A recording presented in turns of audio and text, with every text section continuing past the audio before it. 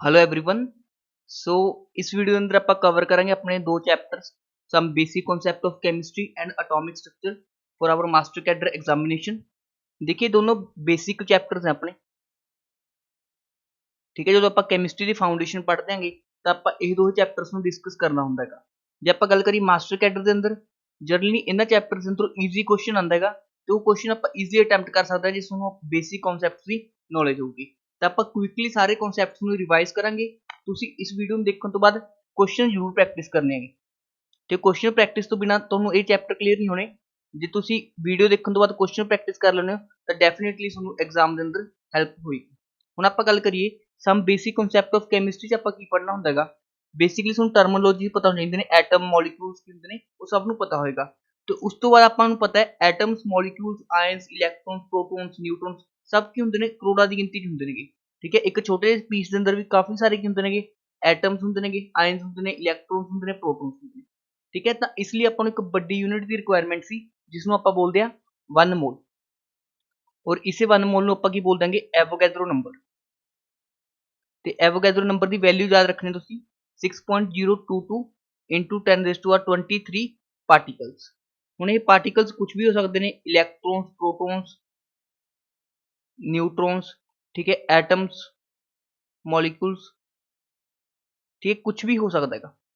ਠੀਕ ਹੈ, ਇਹ ਇੱਕ ਨੰਬਰ ਹੈਗਾ ਜਿਸ ਦੀ ਵੈਲਿਊ ਕਿੰਨੀ ਹੈਗੀ 6.022 into 10⁻23। ਕਲੀਅਰ ਹੈ ਸਭ ਨੂੰ। ਹੁਣ ਹਰ ਇੱਕ ਐਟਮ ਦਾ, ਠੀਕ ਹੈ, ਸਪੋਜ਼ ਮੇਰੇ ਕੋਲ ਕੋਈ ਕੰਪਾਊਂਡ ਹੈਗਾ, ਸਪੋਜ਼ ਆਪਾਂ ਲੈ ਲੈਣੇ ਗਲੂਕੋਸ C6H12O6। ਹੁਣ ਇਸ ਦੇ ਅੰਦਰ ਤਿੰਨ ਤਰ੍ਹਾਂ ਦੇ ਐਟਮ ਪ੍ਰੈਜ਼ੈਂਟ ਨੇ। ਇੱਕ ਤਾਂ ਕਾਰਬਨ ਦੇ ਐਟਮ ਪ੍ਰੈਜ਼ੈਂਟ ਨੇ, ਇੱਕ ਹਾਈਡਰੋਜਨ ਦੇ ਐਟਮ ਪ੍ਰੈਜ਼ੈਂਟ ਨੇ ਤੇ ਇੱਕ ਆਕਸੀਜਨ ਦੇ ਐਟਮ ਪ੍ਰੈਜ਼ੈਂਟ ਨੇ। ਤੇ ਕਾਰਬਨ ਦੇ ਕਿੰਨੇ ਐਟਮ ਪ੍ਰੈਜ਼ੈਂਟ ਨੇ 6, ਹਾਈਡਰੋਜਨ ਦੇ ਕਿੰਨੇ ਐਟਮ ਪ੍ਰੈਜ਼ੈਂਟ ਨੇ 12 ਤੇ ਆਕਸੀਜਨ ਦੇ ਕਿੰਨੇ ਐਟਮ ਪ੍ਰੈਜ਼ੈਂਟ ਨੇ 6। ਸਿਮਿਲਰਲੀ ਜੇ ਆਪਾਂ CO2 ਨੂੰ ਦੇਖੀਏ ਤਾਂ ਇਸ ਦੇ ਅੰਦਰ ਇੱਕ ਕਾਰਬਨ ਐਟਮ ਪ੍ਰੈਜ਼ੈਂਟ ਹੈ ਤੇ ਦੋ ਕੀ ਨੇਗੇ, ਆਕਸੀਜਨ ਐਟਮ ਪ੍ਰੈਜ਼ੈਂਟ ਨੇ। ਮਤਲਬ ਐਟਮਸ ਆਪਸ ਚ ਕੰਬਾਈਨ ਕਰਕੇ ਕੀ ਬਣਾਉਂਦੇ ਨੇ, ਜਾਂ ਤਾਂ ਮੋਲੀਕੂਲ ਬਣਾਉਂਦੇ ਨੇ ਜਾਂ ਕੰਪਾਊਂਡ ਦਾ ਫਾਰਮੇਸ਼ਨ ਕਰਦੇ ਨੇਗੇ। ਹੁਣ ਆਪਾਂ ਨੂੰ ਇੱਕ ਟਰਮ ਡਿਫਾਈਨ ਕਰਦੇ ਆ ਜਿਸ ਨੂੰ ਆਪਾਂ ਬੋਲਦੇ ਆ ਮੋਲਰ ਮਾਸ। ਇੱਕ ਹੁੰਦਾ ਮੋਲਰ ਮਾਸ, ਤੇ ਮੋਲਰ ਮਾਸ ਦਾ ਕੀ ਮਤਲਬ ਹੁੰਦਾ ਹੈਗਾ, ਮਾਸ ਆਫ 1 ਮੋਲ ਸਬਸਟੈਂਸ, ਤੇ mass of 1 mall substance in grams. ਜਿਸ ਤਰ੍ਹਾਂ ਤੁਸੀਂ ਪੜਿਆ ਹੋਏਗਾ ਆਪਣੇ ਕੋਲ CO2 ਹੈ, CO2 ਦਾ ਤੁਸੀਂ ਮੋਲਰ ਮਾਸ ਕਿੰਨਾ ਡਿਫਾਈਨ ਕਰਦੇ ਹੁੰਦੇ ਹੋਗੇ, 12 plus 2 into 16 that is 12 plus 32 44 gram ਪਰ ਮੋਲ। ਤੇ ਗ੍ਰਾਮ ਪਰ ਮੋਲ ਦਾ ਕੀ ਮਤਲਬ ਹੁੰਦਾ ਹੈ, ਜਿਹੜਾ 44 ਗ੍ਰਾਮ ਮਾਸ ਹੈਗਾ CO2 ਦਾ, ਉਹ ਇੱਕ ਐਟਮ ਦਾ ਮਾਸ ਨਹੀਂ ਹੈਗਾ, ਉਹ ਕਿੰਨੇ, ਇੱਕ ਮੋਲ। ਮਤਲਬ 6.022 into 10⁻23 CO2 ਮੋਲੀਕਿਊਲਸ ਦਾ ਮਾਸ ਕਿੰਨਾ ਹੈਗਾ 44 ਗ੍ਰਾਮ ਹੈਗਾ। ਤਾਂ ਤੁਸੀਂ ਸਮਝਣਾ ਚਾਹੀਦਾ ਹੈਗਾ ਕਿ ਗ੍ਰਾਮ ਪਰ ਮੋਲ ਦਾ ਕੀ ਮਤਲਬ ਹੈ। ਠੀਕ ਹੈ, ਤੁਸੀਂ ਯੂਨਿਟ ਦੇਖੀ ਹੋਣੀ ਮੋਲਰ ਮਾਸ ਦੀ, ਗ੍ਰਾਮ ਪਰ ਮੋਲ। ਗ੍ਰਾਮ ਪਰ ਮੋਲ ਦਾ ਕੀ ਮਤਲਬ ਹੈ ਕਿ ਉਹ ਇੱਕ ਐਟਮ ਦਾ ਮਾਸ ਨਹੀਂ ਹੈਗਾ ਜਾਂ ਇੱਕ ਮੋਲੀਕੂਲ ਦਾ ਮਾਸ ਨਹੀਂ ਹੈਗਾ, ਉਹ Na ਨੰਬਰ ਮਤਲਬ ਐਵੋਗੈਡਰੋ ਨੰਬਰ ਮੋਲੀਕੂਲਸ ਦਾ ਕੀ ਹੈਗਾ, ਮਾਸ ਹੈਗਾ। ਆਈ ਹੋਪ ਤੁਹਾਨੂੰ ਇਹ ਕਨਸੈਪਟ ਕਲੀਅਰ ਹੋ ਗਿਆ ਹੋਊਗਾ। ਹੁਣ ਇੱਕ ਵਾਰ ਕਈ ਵਾਰ ਗ੍ਰਾਮ ਪਰ ਮੋਲ ਚ ਲਿਖ ਦਿੰਦੇ ਨੇ, ਕਈ ਵਾਰ AMU ਚ ਲਿਖ ਦਿੰਦੇ ਨੇ। ਕਈ ਵਾਰ ਤੁਹਾਨੂੰ ਯੂਨਿਟ ਲਿਖ ਦਿੰਦੇ ਨੇ ਮੋਲਰ ਮਾਸ ਦੀ ਗ੍ਰਾਮ ਪਰ ਮੋਲ, ਕਈ ਵਾਰ ਲਿਖ ਦਿੰਦੇ ਨੇ AMU।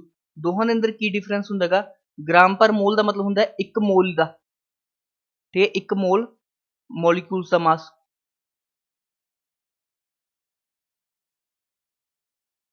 ਤੇ ਇੱਕ AMU ਦਾ ਕੀ ਮਤਲਬ ਹੁੰਦਾ ਹੈ 1 ਮੋਲੀਕੂਲ ਦਾ ਮਾਸ। ਮਤਲਬ ਜੇ ਤੁਹਾਨੂੰ ਦੇ ਦਿੱਤਾ ਜਾਵੇ CO2 ਹੈਗਾ, ਠੀਕ ਹੈ, CO2 ਦਾ ਮਾਸ ਜੇ ਤੁਹਾਨੂੰ ਦਿੱਤਾ ਹੈ 44 AMU ਤੇ ਇੱਕ ਦਿੱਤਾ ਹੋਇਆ ਤੁਹਾਨੂੰ 44 ਗ੍ਰਾਮ ਪਰ ਮੋਲ, ਤਾਂ 44 AMU ਦਾ ਕੀ ਮਤਲਬ ਹੋਏਗਾ, ਇਹ ਇੱਕ ਮੋਲੀਕੂਲ CO2 ਦਾ, ਇੱਕ ਮੋਲੀਕੂਲ CO2 ਦਾ ਕੀ ਹੈਗਾ, ਇਹ ਮਾਸ ਹੈਗਾ। ਜੇ ਆਪਣੇ ਕੋਲ 44 ਗ੍ਰਾਮ ਪਰ ਮੋਲ ਦਿੱਤਾ, ਮਤਲਬ ਇੱਕ ਮੋਲ CO2 ਦਾ ਮਾਸ ਕਿੰਨਾ ਹੈਗਾ ਆਪਣੇ ਕੋਲ 44 ਗ੍ਰਾਮ ਪਰ ਮੋਲ। ਤਾਂ ਤੁਹਾਨੂੰ AMU ਤੇ ਗ੍ਰਾਮ ਪਰ ਮੋਲ ਚ ਡਿਫਰੈਂਸ ਕਲੀਅਰ ਹੋਣਾ ਚਾਹੀਦਾ ਹੈ। ਇੱਕ ਐਟਮ ਜਾਂ ਇੱਕ ਮੋਲੀਕੂਲ ਦੇ ਮਾਸ ਨੂੰ ਆਪਾਂ AMU ਨਾਲ ਰਿਪਰੈਜ਼ੈਂਟ ਕਰਦੇ ਹਾਂ ਤੇ ਇੱਕ ਮੋਲ ਸਬਸਟੈਂਸ ਦੇ ਮਾਸ ਨੂੰ ਆਪਾਂ ਰਿਪਰੈਜ਼ੈਂਟ ਕਰਦੇ ਹਾਂ ਗ੍ਰਾਮ ਪਰ ਮੋਲ। ਹੁਣ ਆਪਾਂ ਡਿਸਕਸ ਕਰਦੇ ਹਾਂ number of moles the calculation. Number of moles the formula ਹੁੰਦਾ ਆਪਣੇ ਕੋਲ, ਸਭ ਤੋਂ ਬੇਸਿਕ ਫਾਰਮੂਲਾ ਹੁੰਦਾ ਹੈ given mass over it's molar mass. ਹੁਣ ਮੋਲਰ ਮਾਸ ਕਿਸ ਤਰ੍ਹਾਂ ਕੈਲਕੂਲੇਟ ਕਰਾਂਗੇ ਆਪਾਂ, ਜਿਸ ਤਰ੍ਹਾਂ ਆਪਣੇ ਕੋਲ ਕੁਝ ਕੰਪਾਊਂਡਸ ਦਾ ਆਪਾਂ ਕੈਲਕੂਲੇਟ ਕਰਦੇ ਹਾਂ H2O, ਠੀਕ ਹੈ, H2SO4, ਠੀਕ ਹੈ, ਉਸ ਤੋਂ ਇਲਾਵਾ ਕੁਝ ਵੀ ਲੈ ਲਓ, CO2 ਲੈ ਲਓ, ਠੀਕ ਹੈ ਨਾ। ਇਹਨਾਂ ਦੇ ਆਪਾਂ ਮੋਲਰ ਮਾਸ ਕਿਵੇਂ ਕੈਲਕੂਲੇਟ ਕਰਾਂਗੇ, ਆਪਾਂ ਨੂੰ ਯਾਦ ਰੱਖਣੇ ਪੈਂਦੇ ਨੇ। ਹਾਈਡਰੋਜਨ ਦਾ ਕਿੰਨਾ ਹੁੰਦਾ 2 ਪਲੱਸ ਆਕਸੀਜਨ ਦਾ ਕਿੰਨਾ ਹੁੰਦਾ 16, ਮਤਲਬ ਕਿੰਨਾ ਆ ਜਾਏਗਾ 18, ਤੇ ਯੂਨਿਟ ਕਿਹੜੀ ਲਗਾਵਾਂਗੇ ਗ੍ਰਾਮ ਪਰ ਮੋਲ, ਮਤਲਬ 1 ਮੋਲ H2O ਦਾ ਮਾਸ, ਠੀਕ ਹੈ। H2SO4 ਦਾ ਕਿੰਨਾ ਹੋਏਗਾ, ਹਾਈਡਰੋਜਨ ਦਾ 1 ਹੁੰਦਾ ਹੈ ਤੇ 2 ਹਾਈਡਰੋਜਨ ਨੇ, प्लस सल्फर का कितना होंगे 32, ऑक्सीजन का कितना होंगे 16, 16 इंटू की करते हैं 4, तो यह कितना आ जाएगा 98 ग्राम पर मोल। सिमिलरली CO2 का कैलकुलेट करेंगे, कार्बन होंगे 12, ऑक्सीजन होंगे 16 इंटू 2, दैट इज 44 ग्राम पर मोल। इस तरह सुनने कोई भी एलिमेंट आ जाए तुसी कैलकुलेट कर सकते हो। उस तो इलावा जे आप गल करिए C6H12O6 ग्लूकोज का, तो इसका कितना आएगा 6 into 12 plus 12 into 1 plus 6 into 16, ठीक है, कैलकुलेट कर लियो, ये कितना आ जाएगा अपने को 180 ग्राम पर मोल आ जाएगा। इस तरह आप मोलर मास कैलकुलेट कर सकते हैं। और नंबर ऑफ मोल्स किस तरह कैलकुलेट करने ने, given mass over it's molecular mass, ये वाला फॉर्मूले पे टिक कर लो, बहुत इंपॉर्टेंट है, ठीक है, इससे स्टार मार्क कर लो। ਹੁਣ ਆਪਾਂ क्वेश्चन कर देंगे नंबर ऑफ मोल्स की कैलकुलेशन का, जिस तरह बेसिक का क्वेश्चन ਦਿੱਤੇ ਤੁਹਾਨੂੰ 90 ग्राम ऑफ वाटर, तो इस नंबर ऑफ मोल्स किस तरह कैलकुलेट करोगे, number of moles is equal to mass, ठीक है, गिवन मास कितना 90 ग्राम ओवर मोलर मास, ठीक है, वाटर का मोलर मास कितना होता है अपने को 18 ग्राम पर मोल, तो इसमें आप कैलकुलेट करा कितना देगा 5 मोल। तो इस तरह आप बेसिक जो फॉर्मूला होता है, ठीक है, इन्ना सिंपल क्वेश्चन नहीं आएगा पेपर के अंदर, बट इन्ना का यूज होएगा पेपर से बाकी क्वेश्चन लिंक करके। हम आप सैकेंड मैथड कैलकुलेट कर देंगे, ठीक है, second method to calculate number of moles. ਹੁਣ ਆਪਾਂ ਨੂੰ ਪਤਾ ਹੈਗਾ 1 ਮੋਲ ਦਾ ਕੀ ਮਤਲਬ ਹੈਗਾ 6.022 into 10⁻23 ਪਾਰਟੀਕਲਸ। ਜੇ ਸਪੋਜ਼ ਆਪਣੇ ਕੋਲ ਕੋਈ ਨੰਬਰ ਦੇ ਦਿੱਤਾ ਜਾਵੇ, ਸਪੋਜ਼ ਆਪਾਂ ਨੂੰ ਦੇ ਦਿੱਤਾ ਜਾਵੇ 12.044 into 10⁻27 ਪਾਰਟੀਕਲਸ, ਤਾਂ ਆਪਾਂ ਮੋਲਸ ਕਿਸ ਤਰ੍ਹਾਂ ਕੈਲਕੂਲੇਟ ਕਰਾਂਗੇ, ਤਾਂ ਆਪਾਂ ਮੰਨ ਲਾਂਗੇ ਸਪੋਜ਼ x ਮੋਲ ਨੇ, ਤਾਂ ਆਪਾਂ ਕ੍ਰੋਸ ਰੂਲ ਲਗਾ ਦੇਣੇ ਹੁੰਦੇ ਹੈਗੇ, ਤਾਂ ਆਪਣੇ ਕੋਲ x ਦੀ ਵੈਲਿਊ ਕਿੰਨੀ ਆ ਜਾਏਗੀ 12.044 into 10⁻27 डिवाइड बाय 6.022 into 10⁻23, ठीक है, और आप मोल्स कैलकुलेट कर लेंगे, ये कितना आ जाएगा 2, ठीक है, 2 into 10⁻4 मोल्स, ठीक है। तो अपने को सेकंड फॉर्मूला की बन गया नंबर ऑफ मोल्स का, गिवन पार्टिकल्स जेडे पार्टिकल्स अपन दिते ने over Avogadro number Na, that is 6.022 into 10⁻23, ठीक है। अपन को बेसिक का सेकंड फॉर्मूला बन गया, जिस पे बेस तो क्वेश्चन दवा एक, ठीक है, calculate number of moles in, question ले लो तुसी 24 into 10⁻31 मॉलिक्यूल्स ऑफ CO2, ठीक है। इस नंबर ऑफ मोल्स तुसी फाइंड आउट करना है ते आंसर कमेंट सैक्शन के अंदर देना है, ठीक है, सिंपल जिहा क्वेश्चन है ते तुसी जिहड़ा Na एवोगैड्रो नंबर 6 ले सकते हो, ठीक है। इसमें मैं कंडीशन देती कि एवोगैड्रो नंबर 6.022 एग्जैक्ट लाइन की जरूरत नहीं हैगी, तुसी सिंपली की ले लो एवोगैड्रो नंबर 6 into 10⁻23 ले सकते हो। तो इस क्वेश्चन के अंदर तुसी नंबर ऑफ मोल्स कैलकुलेट करने इस फॉर्मूला यूज कर, ठीक है। थर्ड जिहड़ा फॉर्मूला हुंदा अपने कोल वो आप कैलकुलेट करते हैं फ्रॉम वॉल्यूम। ਹੁਣ देखो अपने को आइडल गैस इक्वेशन होंगी है आइडल गैस इक्वेशन, ठीक है। आइडल गैस इक्वेशन की होंगी अपने को PV is equal to nRT, P की होंगे प्रेशर, V की होंगे वॉल्यूम, N की होंगे नंबर ऑफ मोल्स, R की होंगे यूनिवर्सल गैस कांस्टेंट, T की होंगे टेंपरेचर, ठीक है। टेंपरेचर की खास गल होंगी है केमिस्ट्री के अंदर टेंपरेचर हमेशा तुम कैल्विन के अंदर लेना है, ठीक है। जो सपोज T है अपने को हमेशा किस यूनिट के अंदर लेना है, कैल्विन के अंदर लेना है, ठीक है। सपोज 0 डिग्री सेल्सियस है तो इसमें कैल्विन के अंदर किस तरह कन्वर्ट करेंगे 0 + 273, मतलब अपन 273 का फैक्टर की कर देना ऐड कर देना, तो अपने को वैल्यू किस आ जाती है कैल्विन के अंदर आ जाती है। जो अपने को 25 डिग्री सेल्सियस है तो आप उसको कैल्विन कन्वर्ट करेंगे 25 + 273 कैल्विन, दैट इज 298 कैल्विन, ठीक है। इस तरह आप किसी भी टेंपरेचर को कैल्विन के अंदर कन्वर्ट कर सकते हैं। जो एग्जैक्ट वैल्यू गल करिए 0 ਡਿਗਰੀ ਸੈਲਸੀਅਸ ਅਪਰੋਕਸੀਮੇਟ 273.15 ਹੁੰਦਾ ਹੈਗਾ 14 ਕੈਲਵਿਨ ਹੁੰਦਾ ਹੈਗਾ, ਠੀਕ ਹੈ। ਬਟ ਇੰਨਾ ਐਕੂਰੇਟ ਲੈਣ ਦੀ ਜ਼ਰੂਰਤ ਨਹੀਂ, ਸਿੰਪਲੀ ਤੁਸੀਂ 273 ਨਾਲ ਕੈਲਕੂਲੇਟ ਕਰ ਸਕਦੇ ਹੋ। ਹੁਣ ਉਸ ਤੋਂ ਬਾਅਦ ਦੇਖੋ volume of a ideal gas at STP। ਹੁਣ STP ਦਾ ਕੀ ਮਤਲਬ ਹੁੰਦਾ ਹੈਗਾ, ਸਟੈਂਡਰਡ ਟੈਂਪਰੇਚਰ ਪ੍ਰੈਸ਼ਰ। STP ਦਾ ਕੀ ਮਤਲਬ ਹੁੰਦਾ, ਸਟੈਂਡਰਡ ਟੈਂਪਰੇਚਰ ਪ੍ਰੈਸ਼ਰ, ਮਤਲਬ ਸਟੈਂਡਰਡ ਟੈਂਪਰੇਚਰ ਪ੍ਰੈਸ਼ਰ ਤੇ ਕੋਈ ਗੈਸ ਕਿੰਨਾ ਵੋਲਿਊਮ ਆਕੂਪਾਈ ਕਰਦੀ ਹੈ ਉਸਦਾ 1 ਮੋਲ। ਹੁਣ ਦੇਖੋ ਸਟੈਂਡਰਡ ਕੰਡੀਸ਼ਨ ਤੇ ਆਪਣੇ ਕੋਲ ਟੈਂਪਰੇਚਰ ਕਿੰਨਾ ਹੁੰਦਾ ਹੈਗਾ 0 ਡਿਗਰੀ ਸੈਲਸੀਅਸ, ਠੀਕ ਹੈ। ਸਟੈਂਡਰਡ ਕੰਡੀਸ਼ਨ ਤੇ ਟੈਂਪਰੇਚਰ ਕਿੰਨਾ ਹੁੰਦਾ ਹੈ 0 ਡਿਗਰੀ ਸੈਲਸੀਅਸ ਮਤਲਬ 273 ਕੈਲਵਿਨ, ਤੇ ਪ੍ਰੈਸ਼ਰ ਕਿੰਨਾ ਹੁੰਦਾ ਆਪਣੇ ਕੋਲ 1 ਐਟਮੋਸਫੀਅਰ। ਕਲੀਅਰ ਹੈ। ਹੁਣ ਆਪਾਂ ਜੇ ਨੰਬਰ ਆਫ ਮੋਲਸ ਆਪਾਂ ਵੋਲਿਊਮ ਕੈਲਕੂਲੇਟ ਕਰੀਏ ਕਿਸੇ ਵੀ ਆਈਡਲ ਗੈਸ ਦਾ, V = nRT/P, ਠੀਕ ਹੈ। ਆਪਾਂ ਕੈਲਕੂਲੇਟ ਕੀ ਕਰ ਰਹੇ ਹਾਂ, ਵੋਲਿਊਮ ਆਫ 1 ਮੋਲ ਗੈਸ, ਠੀਕ ਹੈ। Volume of 1 mall gas at STP, ਇਸ ਨੂੰ ਆਪਾਂ ਕੈਲਕੂਲੇਟ ਕਰ ਰਹੇ ਹਾਂਗੇ, ਠੀਕ ਹੈ। ਇਹ ਬਹੁਤ ਇੰਪੋਰਟੈਂਟ ਰਿਲੇਸ਼ਨ ਹੈ, ਤੁਹਾਨੂੰ ਡਾਇਰੈਕਟ ਯਾਦ ਕਰਨਾ ਹੋਊਗਾ।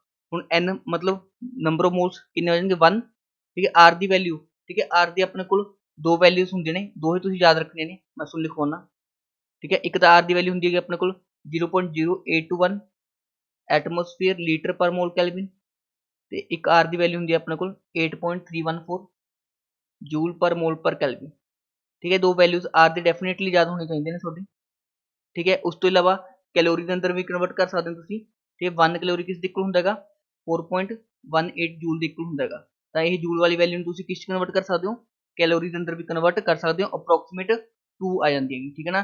ਤਾਂ R ਦੀ ਵੈਲਿਊ ਜੇ ਆਪਾਂ ਕੈਲੋਰੀ ਦੇ ਅੰਦਰ ਦੇਖੀਏ 2 ਕੈਲੋਰੀ ਪਰ ਮੋਲ ਕੈਲਵਿਨ, ਠੀਕ ਹੈ। ਤਿੰਨ R ਦੀ ਵੈਲਿਊ ਯਾਦ ਰੱਖਣੀ ਹੈ। R ਕੀ ਹੁੰਦਾ ਆਪਣੇ ਕੋਲ ਯੂਨੀਵਰਸਲ ਗੈਸ ਕੌਨਸਟੈਂਟ ਹੁੰਦਾ ਹੈਗਾ, R ਕੀ ਹੁੰਦਾ ਹੈਗਾ ਯੂਨੀਵਰਸਲ ਗੈਸ ਕੌਨਸਟੈਂਟ।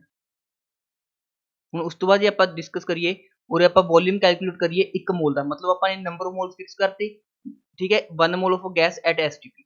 ਹੁਣ ਦੇਖੋ R ਦੀ ਵੈਲਿਊ ਆਪਾਂ ਕਿੰਨੀ ਪੁੱਟ ਕਰਾਂਗੇ, ਕਿਉਂਕਿ ਆਪਾਂ ਪ੍ਰੈਸ਼ਰ ਐਟਮੋਸਫੀਅਰ 'ਚ ਲਵਾਂਗੇ ਤਾਂ ਐਟਮੋਸਫੀਅਰ ਵਾਲੀ ਵੈਲਿਊ ਪੁੱਟ ਕਰਾਂਗੇ 0.0821, ਠੀਕ ਹੈ। ਟੈਂਪਰੇਚਰ ਨੂੰ ਆਪਾਂ ਪੁੱਟ ਕਰਾਂਗੇ 273 ਕੈਲਵਿਨ, ਤੇ ਓਵਰ ਪ੍ਰੈਸ਼ਰ, ਠੀਕ ਹੈ, ਡੈਟ ਇਜ਼ 1 ਐਟਮੋਸਫੀਅਰ। ਜਦੋਂ ਇਸ ਵਾਲੀ ਵੈਲਿਊ ਨੂੰ ਕੈਲਕੂਲੇਟ ਕਰਾਂਗੇ ਇਹ ਆਏਗੀ ਆਪਣੇ ਕੋਲ 22.4 ਲੀਟਰਸ, ਮਤਲਬ volume of a gas at STP, ਠੀਕ ਹੈ। ਔਰ ਕੀ ਕੰਡੀਸ਼ਨ ਲਿਖਣੀ ਆਪਾਂ ਨੇ, volume of 1 mole of gas at STP ਕਿੰਨਾ ਵੋਲਿਊਮ ਆਕੂਪਾਈ ਕਰਦੀ ਹੈ 22.4 ਲੀਟਰਸ। ਕਲੀਅਰ ਹੈ। ਹੁਣ ਤੁਹਾਨੂੰ ਕੁਐਸਚਨ ਦੇ ਦਿੱਤਾ ਵੇ, ਹੁਣ ਆਪਾਂ ਨੰਬਰ ਆਫ ਮੋਲਸ ਕੈਲਕੂਲੇਟ ਕਰਨਾ ਸਿੱਖਦੇ ਹਾਂ ਥਰਡ ਮੈਥਡ, ਤੇ ਥਰਡ ਮੈਥਡ ਕੈਲਕੂਲੇਟ ਕਰਨਾ ਸਿੱਖਦੇ ਨੰਬਰ ਆਫ ਮੋਲਸ ਦਾ। ਤਾਂ ਆਪਣੇ ਕੋਲ number of moles the formula ਹੁੰਦਾ ਹੈਗਾ ਗਿਵਨ ਵੋਲਿਊਮ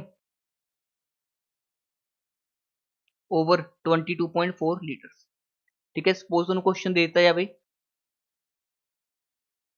ਠੀਕ ਹੈ, volume of CO2 at STP is 44.8 litre, find number of moles. तो नंबर ऑफ मोल्स कितने आ जाएंगे गिवन वॉल्यूम ओवर 22.4 लीटर्स, ठीक है। नंबर ऑफ मोल्स का की फॉर्मूला बन जाएगा गिवन वॉल्यूम ओवर 22.4 लीटर्स, ठीक है, that is 44.8 divide by 22.4 that is 2 moles. इस तरह ਆਪਾਂ थर्ड मैथड यूज कर लिया to calculate the number of moles. ਉਸ ਤੋਂ ਇਲਾਵਾ ਵੀ ਆਪਾਂ ਇੱਕ ਦੋ ਮੈਥਡਸ ਹੋਰ ਪੜਾਂਗੇ, ਬਟ ਉਹ ਕੰਸੈਂਟ੍ਰੇਸ਼ਨ ਟਰਮਸ ਪੜਾਂਗੇ। ਹੁਣ ਆਪਾਂ ਨੇ ਬੇਸਿਕ ਜਿਹਾ ਸਿੱਖ ਲਿਆ, ਆਪਾਂ ਨੇ number of moles the calculation ਕਰਨਾ। ਹੁਣ ਆਪਾਂ ਚੱਲੀਏ ਕੁਐਸਚਨ ਡਿਸਕਸ ਕਰਦੇ ਹਾਂ ਕਿ ਕਿਸ ਟਾਈਪ ਦੇ ਕੁਐਸਚਨ ਤੁਹਾਡੇ ਪੇਪਰ ਦੇ ਅੰਦਰ ਪੁੱਛੇ ਜਾ ਸਕਦੇ ਨੇ। ਚਲਿਏ ਹੁਣ ਆਪਾਂ ਇਹ ਦੋ ਕੁਐਸਚਨ ਡਿਸਕਸ ਕਰਾਂਗੇ। ਪਹਿਲਾਂ ਤੁਸੀਂ ਕੁਐਸਚਨ ਸੋਲਵ ਕਰਨੇ, ਵੀਡੀਓ ਨੂੰ ਪਾਉਜ਼ ਕਰਕੇ ਫਿਰ ਇਹ ਕੁਐਸਚਨ ਦੇ ਸੋਲੂਸ਼ਨ ਦੇਖਣੇ ਹੈਗੇ। ਮੈਂ ਸਟਾਰਟ ਕਰਦਾ ਸੋਲੂਸ਼ਨ ਇਹਨਾਂ ਦੇ, ਠੀਕ ਹੈ। ਈਜ਼ੀ ਕੁਐਸਚਨ ਨੇ, ਦੋਹਾਂ ਦੇ ਆਨਸਰ ਤੁਹਾਡੇ ਐਕੂਰੇਟ ਆਣੇ ਚਾਹੀਦੇ ਨੇ। ਹੁਣ ਦੇਖੋ ਪਹਿਲੇ ਜੇ ਆਪਾਂ ਨੇ ਨੰਬਰ ਆਫ ਮੋਲਸ ਕੈਲਕੂਲੇਟ ਕਰਨੇ ਨੇ, ਆਪਾਂ ਨੂੰ ਵੋਲਿਊਮ ਤੇ ਐਟ STP। ਤੇ ਨੰਬਰ ਆਫ ਮੋਲਸ ਦਾ ਮੈਂ ਤੁਹਾਨੂੰ ਕੀ ਫਾਰਮੂਲਾ ਦੱਸਿਆਗਾ, ਨੰਬਰ ਆਫ ਮੋਲਸ ਦਾ ਕੀ ਫਾਰਮੂਲਾ ਬਣ ਗਿਆ ਗਿਵਨ ਵੋਲਿਊਮ ओवर 22.4 लीटर्स, कितना आ जाएगा 89.6 डिवाइड बाय 22.4, ठीक है। अप्रोक्सीमेटली कितनी आ जाएगी 4 मोल्स आंसर आ जाएगा। तो आई होप सोने ये वाला आंसर करेक्ट किया होगा, ठीक है। Next calculate the mass of ozone gas, ठीक है। ओजोन गैस का फॉर्मूला कितना भाई O3, ठीक है, विच ऑक्यूपाइज वॉल्यूम कितना इतना 11.2 लीटर्स एट STP। ਆਪਾਂ ਨੇ ਇਸ ਕੇਸ 'ਚ ਨੰਬਰ ਆਫ ਮੋਲਸ ਨਹੀਂ ਫਾਈਂਡ ਆਊਟ ਕਰਨੇ, ਆਪਾਂ ਨੇ ਫਾਈਂਡ ਆਊਟ ਕੀ ਕਰਨਾ ਹੈਗਾ, ਮਾਸ ਫਾਈਂਡ ਆਊਟ ਕਰਨਾ ਹੈ। ਪਹਿਲਾਂ ਆਪਾਂ ਮੋਲਸ ਕੈਲਕੂਲੇਟ ਕਰ ਲੈਣੇ। ਮੋਲਸ ਕੀ ਆਣਗੇ, ਗਿਵਨ ਵੋਲਿਊਮ 11.2 ਲੀਟਰਸ ਡਿਵਾਈਡ ਬਾਈ 22.4 ਲੀਟਰਸ ਤਾਂ ਕਿੰਨੇ ਆ ਜਾਣਗੇ ਆਪਣੇ ਕੋਲ 0.5 ਮੋਲਸ ਆ ਜਾਣਗੇ। ਹੁਣ ਨੰਬਰ ਆਫ ਮੋਲਸ ਦਾ ਕੀ ਫਾਰਮੂਲਾ ਦੱਸਿਆ ਸੀ ਆਪਾਂ ਨੇ, ਨੰਬਰ ਆਫ ਮੋਲਸ ਦਾ ਕੀ ਫਾਰਮੂਲਾ ਦਿੱਤਾ ਸੀਗਾ, ਮਾਸ ਓਵਰ ਮੋਲਰ ਮਾਸ। ਹੁਣ ਆਪਾਂ ਨੇ ਕੈਲਕੂਲੇਟ ਕੀ ਕਰਨਾ ਮਾਸ, ਤਾਂ ਮਾਸ ਕਿਸ ਦੇ ਇਕੁਅਲ ਆ ਜਾਏਗਾ, ਮੋਲਸ ਇਨਟੂ ਮੋਲਰ ਮਾਸ ਦੇ ਇਕੁਅਲ ਆ ਜਾਏਗਾ।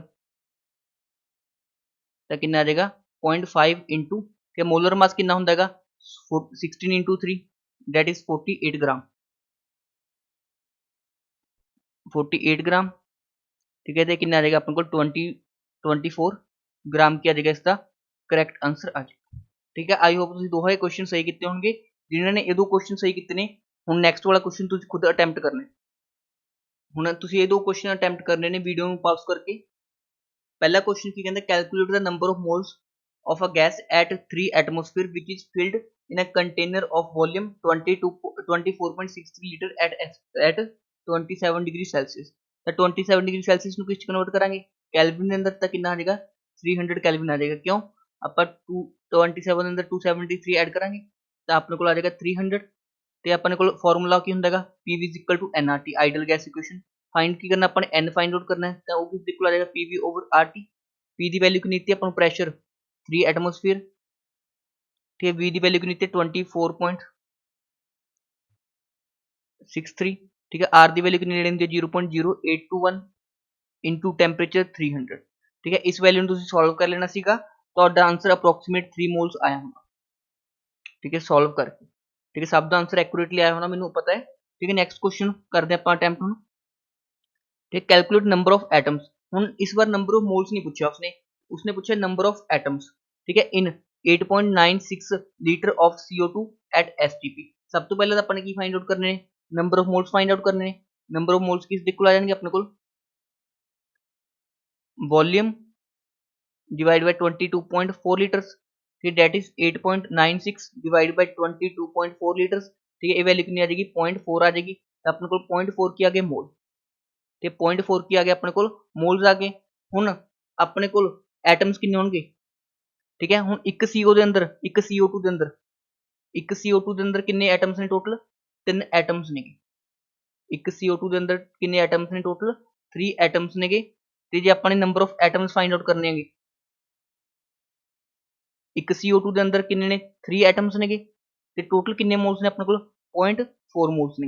0.4 मोल्स ने इंटू 6.022 इंटू 10⁻23, ये मोल का की मतलब होंगे 6.022 इंटू 10⁻23। तो यह आप कर लाँगे मोल्स को कैलकुलेट कर लाँगे, इसका अप्रोक्सीमेट आंसर आ रहा होगा, ठीक है, 1.2 इंटू 6.022 इंटू 10⁻23 एटम्स, ठीक है। एक बार तुम कैलकुलेट कर लियो इसमें, ठीक है, तो फाइनल आंसर आ जाएगा। आई होप तुहानू नंबर ऑफ मोल्स का कैलकुलेशन आ गया होगा, आइडल गैस इक्वेशन का कॉन्सैप्ट आ गया होगा। तो आइडल गैस इक्वेशन एक गल होर याद रखियो, कई बार वो प्रैशर तुहानू टॉर के अंदर दे दिंदा है, तो प्रैशर जो टॉर के अंदर दिता जाए तो एक एटमोसफेयर किस दे इक्वल हुंदा है 760 टॉर के इक्वल हुंदा है। हुण जे तुसीं प्रैशर नू, ठीक है, सपोज तुहानू 740 टॉर देता 740 टॉर देता तो तुसीं उसनू एटमोसफेयर के अंदर कन्वर्ट करना है तो तुसीं की करोगे 740 किस नाल डिवाइड कर दोगे 760 नाल डिवाइड कर दोगे तो तुहाडा जिहड़ा प्रैशर किस दे अंदर आ जाएगा एटमोसफेयर के अंदर आ जाएगा। उस तो इलावा वॉल्यूम की यूनिट किहड़ी हुंदी हैगी, वॉल्यूम की यूनिट हुंदी हैगी लीटर। 1 लीटर का की मतलब हुंदा है 1 डेसीमीटर क्यूब, 1 लीटर का की मतलब हुंदा है 1 डेसीमीटर क्यूब, ठीक है। कई स्टूडेंट 1 मीटर क्यूब लिखी जाते हैं, नहीं 1 मीटर क्यूब नहीं 1 डेसीमीटर क्यूब हुंदा है। तो 1 ml का की मतलब हुंदा है 1 सेंटीमीटर क्यूब। क्लीयर है, इस हम दो ही चीज़ें पता होनी चाहिए नेगियां, बेसिक यूनिट कन्वर्जन है। उस तो इलावा कुछ अपने को साइंटिफिक नोटेशन होंगे ने, जिस तरह आप 1 एंगस्ट्रॉम किस तरह रिप्रेजेंट करते हैं 10⁻⁻10 मीटर, 1 नैनोमीटर किस तरह रिप्रेजेंट करते हैं 10⁻⁹ मीटर, ठीक है। 1 पिकोमीटर किस तरह रिप्रेजेंट करते हैं 10⁻12 मीटर, ठीक है। उस तो फेमटोमीटर एक और फेमटोमीटर कैसे 10⁻15 मीटर एटो, ठीक है। वो सारी एक लिस्ट होंगी हैगी, तुसीं ध्यान रख सकते हो, ठीक है। बेसिक जी इंफॉर्मेशन जी इस चैप्टर रिगार्डिंग आनी चाहिए सुनो। उस तो इलावा सिग्निफिकेंट फिगर्स की होंगे, सिग्निफिकेंट फिगर्स जिन्हों की कुछ वैल्यू होंगी हैगी, ठीक है, उन्होंने कैलकुलेशन किस तरह करते हैं ਉਹ ਵੀ ਤੁਹਾਨੂੰ ਡੈਫੀਨੇਟਲੀ ਆਣੀ ਚਾਹੀਦੀ ਹੈ। ਹੁਣ ਆਪਾਂ ਨੈਕਸਟ ਜਿਹੜਾ ਟੌਪਿਕ ਡਿਸਕਸ ਕਰਾਂਗੇ, ਕੁਝ ਕੁਐਸਚਨ ਡਿਸਕਸ ਕਰਦੇ ਹਾਂ, ਉਸ ਤੋਂ ਬਾਅਦ ਆਪਾਂ ਨੈਕਸਟ ਟੌਪਿਕ ਦੇ ਡਿਸਕਸ ਕਰਾਂਗੇ ਮੋਲ ਐਨਾਲਿਸਿਸ। ਹੁਣ ਦੇਖੋ ਕੁਐਸਚਨ 'ਚ ਕਿਹਾ ਹੋਣਾ ਈਚ ਟਾਈਪ ਦੇ, ਮਤਲਬ ਕਾਰਬਨ ਵੀ ਫਾਈਂਡ ਆਊਟ ਕਰਨੇ ਆਪਾਂ ਨੇ, ਆਕਸੀਜਨ ਦੇ ਵੀ ਐਟਮਸ ਫਾਈਂਡ ਆਊਟ ਕਰਨੇ ਆ ਤੇ ਹਾਈਡਰੋਜਨ ਦੇ ਐਟਮਸ ਵੀ ਫਾਈਂਡ ਆਊਟ ਕਰਨੇ ਆ। ਗਲੂਕੋਜ਼ ਦਾ ਫਾਰਮੂਲਾ ਕੀ ਹੁੰਦਾ C6H12O6। ਜੇ ਆਪਾਂ ਪਹਿਲਾਂ ਨੰਬਰ ਆਫ ਮੋਲਸ ਕੈਲਕੂਲੇਟ ਕਰੀਏ ਕਿੰਨੇ ਆ ਜਾਣਗੇ ਨੰਬਰ ਆਫ ਮੋਲਸ, ਠੀਕ ਹੈ 18 ਗ੍ਰਾਮ ਡਿਵਾਈਡ ਬਾਈ ਇਸ ਦਾ ਮੋਲਰ ਮਾਸ ਹੁੰਦਾ 180 ਗ੍ਰਾਮ ਪਰ ਮੋਲ, ਠੀਕ ਹੈ ਤੁਸੀਂ ਕੈਲਕੂਲੇਟ ਕਰ ਸਕਦੇ ਹੋਗੇ ਤਾਂ ਇਹ ਆ ਜਾਏਗਾ ਆਪਣੇ ਕੋਲ 0.1 ਮੋਲ। ਕਲੀਅਰ ਹੈ, ਤਾਂ 0.1 ਮੋਲ ਕੀ ਆ ਗਿਆ ਆਪਣੇ ਕੋਲ, ਗਲੂਕੋਜ਼ ਦੇ ਆ ਗਏ, ਮਤਲਬ 0.1 ਮੋਲ ਆਫ C6H12O6। ਹੁਣ ਇਸ ਚੋਂ ਕਾਰਬਨ ਦੇ ਕਿੰਨੇ ਹੋ ਜਾਣਗੇ ਆਪਣੇ ਕੋਲ, ਕਾਰਬਨ ਦੇ ਐਟਮਸ ਕਿੰਨੇ ਹੋ ਜਾਣਗੇ 6 into 0.1 ਮੋਲਸ ਕਾਰਬਨ ਐਟਮਸ, ਠੀਕ ਹੈ। ਹਾਈਡਰੋਜਨ ਦੇ ਕਿੰਨੇ ਐਟਮ ਹੋ ਜਾਣਗੇ 12 into 0.1 mole hydrogen atom, and oxygen ਦੇ ਕਿੰਨੇ ਹੋ ਜਾਣਗੇ 6 into 0.1 ਮੋਲ ਆਕਸੀਜਨ ਐਟਮ। ਜੇ ਆਪਾਂ ਨੇ ਹੁਣ ਇਸ ਨੂੰ ਕਨਵਰਟ ਕਰਨਾ ਹੈਗਾ ਤਾਂ ਆਪਾਂ ਇਸ ਨੂੰ ਮੋਲ ਨਾਲ ਮਲਟੀਪਲਾਈ ਕਰ ਦਾਂਗੇ, ਸਿੰਪਲੀ ਕੀ ਕਰਾਂਗੇ ਆਪਾਂ 6 into 0.1 into Na, ਠੀਕ ਹੈ, ਡੈਟ ਇਜ਼ ਐਵੋਗੈਡਰੋ ਨੰਬਰ ਨਾਲ ਸਿੰਪਲੀ ਕੀ ਕਰ ਦਾਂਗੇ ਮਲਟੀਪਲਾਈ ਕਰ ਦਾਂਗੇ ਤਾਂ ਆਪਣੇ ਕੋਲ ਕੀ ਆ ਜਾਣਗੇ ਕਾਰਬਨ ਦੇ ਐਟਮ ਆ ਜਾਣਗੇ। ਹਾਈਡਰੋਜਨ ਦੇ ਐਟਮ ਲਈ 12 into 0.1 into Na, Avogadro number multiply ਕਰਤਾ, ਠੀਕ ਹੈ। Na ਦਾ ਕੀ ਮਤਲਬ ਹੁੰਦਾ ਹੈਗਾ ਐਵੋਗੈਡਰੋ ਨੰਬਰ। ਉਸ ਤੋਂ ਇਲਾਵਾ ਇਸ ਕੇਸ ਕਿੰਨੇ ਆ ਜਾਣਗੇ, ठीक है 6 into 0.1 मतलब 0.6 into Na atoms of oxygen, ठीक है। कुछ बेसिक ਜਿਹਾ क्वेश्चन ਸੀਗਾ, ਇਸ ਨੂੰ ਆਈਡੀਆ ਹੋਣਾ ਚਾਹੀਦਾ, ਇਸ ਤੇ ਬੇਸ ਵੀ ਤੁਹਾਡੇ ਪ੍ਰੀਵੀਅਸ ਈਅਰ ਦੇ ਅੰਦਰ ਆ ਰੱਖਿਆ ਹੈ। ਹੁਣ ਆਪਾਂ ਸਿੱਖਾਂਗੇ average atomic mass of isotopic mixture. ਹੁਣ ਆਈਸੋਟੋਪਸ ਕਿੰਨੇ ਨੇ, ਪਹਿਲੀ ਗੱਲ ਆਪਾਂ ਨੂੰ ਪਤਾ ਹੋਣਾ ਚਾਹੀਦਾ ਆਈਸੋਟੋਪਸ ਕਿੰਨੇ ਨੇ, ਜਿਨ੍ਹਾਂ ਦਾ ਐਟੋਮਿਕ ਨੰਬਰ ਕੀ ਹੁੰਦਾ ਹੈਗਾ ਸੇਮ ਹੁੰਦਾ ਹੈਗਾ, ਐਟੋਮਿਕ ਨੰਬਰ ਕੀ ਹੁੰਦਾ ਹੈਗਾ ਸੇਮ ਤੇ ਮਾਸ ਨੰਬਰ ਕੀ ਹੁੰਦਾ ਹੈਗਾ ਡਿਫਰੈਂਟ, ਉਹਨਾਂ ਨੂੰ ਆਪਾਂ ਬੋਲਦੇ ਆ ਆਈਸੋਟੋਪਸ। ਜਿਸ ਤਰ੍ਹਾਂ ਹਾਈਡਰੋਜਨ ਦੇ ਕਿੰਨੇ ਆਈਸੋਟੋਪਸ ਹੁੰਦੇ ਨੇ, 3 ਆਈਸੋਟੋਪਸ ਹੁੰਦੇ ਨੇ 1H1 1H2 ਤੇ 1H3, ਠੀਕ ਹੈ। ਆਪਾਂ ਕਿਸੇ ਵੀ ਜਨਰਲ ਐਲੀਮੈਂਟ ਨੂੰ ਇਸ ਤਰ੍ਹਾਂ ਰਿਪਰੈਜ਼ੈਂਟ ਕਰਦੇ ਆ XZA, ਠੀਕ ਹੈ। ਉਰੇ Z ਕਿਸ ਨੂੰ ਰਿਪਰੈਜ਼ੈਂਟ ਕਰਦਾ ਹੁੰਦਾ ਹੈਗਾ ਆਪਣੇ ਕੋਲ ਐਟੋਮਿਕ ਨੰਬਰ ਨੂੰ, ਐਂਡ A ਕਿਸ ਨੂੰ ਰਿਪਰੈਜ਼ੈਂਟ ਕਰਦਾ ਹੁੰਦਾ ਆਪਣੇ ਕੋਲ ਮਾਸ ਨੰਬਰ ਨੂੰ। ਤੇ ਮਾਸ ਨੰਬਰ ਕਿਸੇ ਵੀ ਐਟਮ ਦਾ ਮਾਸ ਕਿਉਂ ਹੁੰਦਾ, because of neutrons plus protons, ਤੇ ਮਾਸ ਨੰਬਰ ਕਿਸ ਦੇ ਕੋਲ ਹੁੰਦਾ ਹੈਗਾ number of neutron plus number of protons.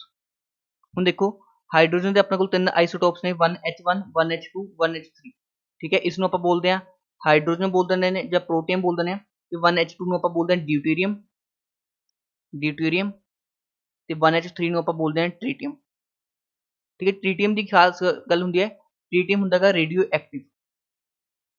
ਟ੍ਰੀਟੀਅਮ ਕੀ ਹੁੰਦਾ ਹੈਗਾ ਆਪਣੇ ਕੋਲ ਰੇਡੀਓ ਐਕਟਿਵ ਹੁੰਦਾ ਹੈਗਾ, ਮਤਲਬ ਰੇਡੀਓ ਐਕਟਿਵ ਡਿਸਇੰਟੀਗ੍ਰੇਸ਼ਨ ਕੀ ਕਰਦਾ ਸ਼ੋ ਕਰਦਾ ਹੈ, ਮਤਲਬ ਅਨਸਟੇਬਲ ਨਿਊਕਲੀਆਈ ਹੁੰਦਾ ਹੈਗਾ। ਕੀ ਹੁੰਦਾ ਆਪਣੇ ਕੋਲ ਅਨਸਟੇਬਲ ਨਿਊਕਲੀਆਈ, ਜਿਸ ਕਰਕੇ ਇਹ ਕੀ ਕਰਦਾ ਹੈਗਾ ਰੇਡੀਏਸ਼ਨ ਐਮਿਟ ਕਰਦਾ ਹੈਗਾ। ਹੁਣ ਆਪਾਂ ਟ੍ਰੀਟੀਅਮ ਨੂੰ ਰਿਪਰੈਜ਼ੈਂਟ ਕਰਦੇ ਹਾਂ ਇਸ ਤਰ੍ਹਾਂ 1H3, ਤੇ ਕਿਹੜੀ ਰੇਡੀਏਸ਼ਨ ਐਮਿਟ ਕਰਦਾ ਹੈ ਬੀਟਾ ਪਾਰਟੀਕਲ। ਬੀਟਾ ਪਾਰਟੀਕਲ ਕੀ ਹੁੰਦਾ -1E0, ਠੀਕ ਹੈ। ਇਸ ਨੂੰ ਆਪਾਂ ਕੀ ਬੋਲ ਦਾਂਗੇ ਬੀਟਾ ਪਾਰਟੀਕਲ। ਹੁਣ ਜਦੋਂ ਬੀਟਾ ਪਾਰਟੀਕਲ ਐਮਿਟ ਕੀਤਾ ਇਸਨੇ ਤਾਂ ਕੀ ਬਣੇਗਾ, ਰਿਐਕਸ਼ਨ ਨੂੰ ਆਪਾਂ ਬੈਲੈਂਸ ਕਰਾਂਗੇ ਤਾਂ ਕੀ ਹੋ ਜਾਏਗਾ 2He3, ਠੀਕ ਹੈ। ਇਸ ਤਰ੍ਹਾਂ ਬੈਲੈਂਸ ਰਿਐਕਸ਼ਨ ਹੋ ਜਾਏਗੀ ਆਪਣੇ ਕੋਲ। ਤੇ ਬੈਲੈਂਸ ਰਿਐਕਸ਼ਨ ਕਿਸ ਤਰ੍ਹਾਂ ਕਰਨੀ ਹੁੰਦੀ ਹੈ, ਜਿਹੜਾ ਆਪਣੇ ਕੋਲ ਐਟੋਮਿਕ ਨੰਬਰ ਹੈ 2 -1 1, ਠੀਕ ਹੈ, ਇਸ ਤਰਫ ਵੀ 1 ਹੈ, ਠੀਕ ਹੈ। 3 + 0 3, ਠੀਕ ਹੈ। ਐਟੋਮਿਕ ਨੰਬਰ ਵੀ ਬੈਲੈਂਸ ਹੋਣਾ ਚਾਹੀਦਾ ਹੈ, ਮਾਸ ਨੰਬਰ ਵੀ ਬੈਲੈਂਸ ਹੋਣਾ ਚਾਹੀਦਾ ਹੈ। ਇਸ ਤਰ੍ਹਾਂ ਆਪਾਂ ਕਿਸੇ ਵੀ ਨਿਊਕਲੀਅਰ ਰਿਐਕਸ਼ਨ ਨੂੰ ਕੀ ਕਰ ਦਿਆਂਗੇ ਬੈਲੈਂਸ ਕਰ ਦਿਆਂਗੇ। ਹੁਣ ਇਸ ਕੇਸ 'ਚ ਦੇਖੋ ਆਪਣੇ ਕੋਲ ਜਿਹੜਾ ਅਨਸਟੇਬਲ ਟ੍ਰੀਟੀਅਮ ਸੀਗਾ, ਟ੍ਰੀਟੀਅਮ ਦਾ ਅਨਸਟੇਬਲ ਸੀ ਕਿਉਂਕਿ ਇਹ ਕੀ ਸੀਗਾ ਆਪਣੇ ਕੋਲ radio active C, but convert ਕਿਸ 'ਚ ਹੋ ਗਿਆ ਹੀਲੀਅਮ ਦੇ ਅੰਦਰ। ਹੀਲੀਅਮ ਦਾ ਕੀ ਆਪਣੇ ਕੋਲ ਇਨਰਟ ਗੈਸ ਹੈ, ਇਨਰਟ ਗੈਸ ਹੈ ਜਾਂ ਨੋਬਲ ਗੈਸ ਹੈ, ਮਤਲਬ ਅਨਸਟੇਬਲ ਨਿਊਕਲੀਅਸ ਕਿਸ ਦੇ ਅੰਦਰ ਕਨਵਰਟ ਹੋ ਗਿਆ ਸਟੇਬਲ ਨਿਊਕਲੀਅਸ ਦੇ ਕਨਵਰਟ ਹੋ ਗਿਆ, ਠੀਕ ਹੈ। ਇਹੀ ਤਾਂ ਹੁੰਦਾ ਆਪਣੇ ਕੋਲ ਰੇਡੀਓ ਐਕਟੀਵਿਟੀ ਦਾ ਕੋਰਸ, ਠੀਕ ਹੈ। ਰੇਡੀਓ ਐਕਟੀਵਿਟੀ ਹੁੰਦੀ ਹੀ ਕਿਉਂ ਹੁੰਦੀ ਹੈ, ਬਿਕੋਜ਼ ਅਨਸਟੇਬਲ ਨਿਊਕਲੀਅਸ ਕਿਸ ਦੇ ਅੰਦਰ ਕਨਵਰਟ ਹੋ ਜਾਂਦਾ ਹੈਗਾ ਸਟੇਬਲ ਨਿਊਕਲੀਅਸ ਦੇ ਅੰਦਰ ਕਨਵਰਟ ਹੋ ਜਾਂਦਾ ਹੈ। ਚਲੋ ਇਹ ਤਾਂ ਐਕਸਟਰਾ ਇਨਫੋਰਮੇਸ਼ਨ ਸੀ। ਆਪਾਂ ਟੌਪਿਕ ਦਿੰਦੇ ਹਾਂ average atomic mass of isotopic mixture, ਠੀਕ ਹੈ। ਇਸ 'ਚ ਆਪਾਂ ਐਗਜ਼ਾਮਪਲ ਡਿਸਕਸ ਕਰ ਦਿਆਂਗੇ। ਜਿਸ ਤਰ੍ਹਾਂ ਆਪਣੇ ਕੋਲ ਕਲੋਰੀਨ ਹੁੰਦਾ ਹੈ, ਕਲੋਰੀਨ ਦੇ 2 ਆਈਸੋਟੋਪਸ ਹੁੰਦੇ ਨੇ, ਇੱਕ ਹੁੰਦਾ 35 ਤੇ ਇੱਕ ਹੁੰਦਾ ਕਲੋਰੀਨ 37, ਠੀਕ ਹੈ। ਹੁਣ ਕਿਸੇ ਵੀ ਜਿਹੜਾ ਨੇਚਰ ਦੇ ਅੰਦਰ ਕਲੋਰੀਨ ਐਗਜ਼ਿਸਟ ਕਰਦਾ ਉਸ ਦਾ ਕਿਸੇ ਦਾ ਵੀ ਮਾਸ 35.5 ਹੁੰਦਾ, ਬਟ ਆਪਾਂ ਹਮੇਸ਼ਾ ਕਲੋਰੀਨ ਦਾ ਮਾਸ ਕਿੰਨਾ ਯੂਜ਼ ਕਰਦੇ ਹਾਂ 35.5, ਠੀਕ ਹੈ। ਤਾਂ ਇਸ ਦਾ ਰੀਜ਼ਨ ਕੀ ਹੁੰਦਾ ਹੈਗਾ ਆਪਣੇ ਕੋਲ ਕਲੋਰੀਨ ਦੇ 2 ਆਈਸੋਟੋਪਸ ਹੁੰਦੇ ਨੇ, ਇੱਕ ਹੁੰਦਾ ਕਲੋਰੀਨ 35 ਤੇ ਦੂਸਰਾ ਹੁੰਦਾ ਕਲੋਰੀਨ 37।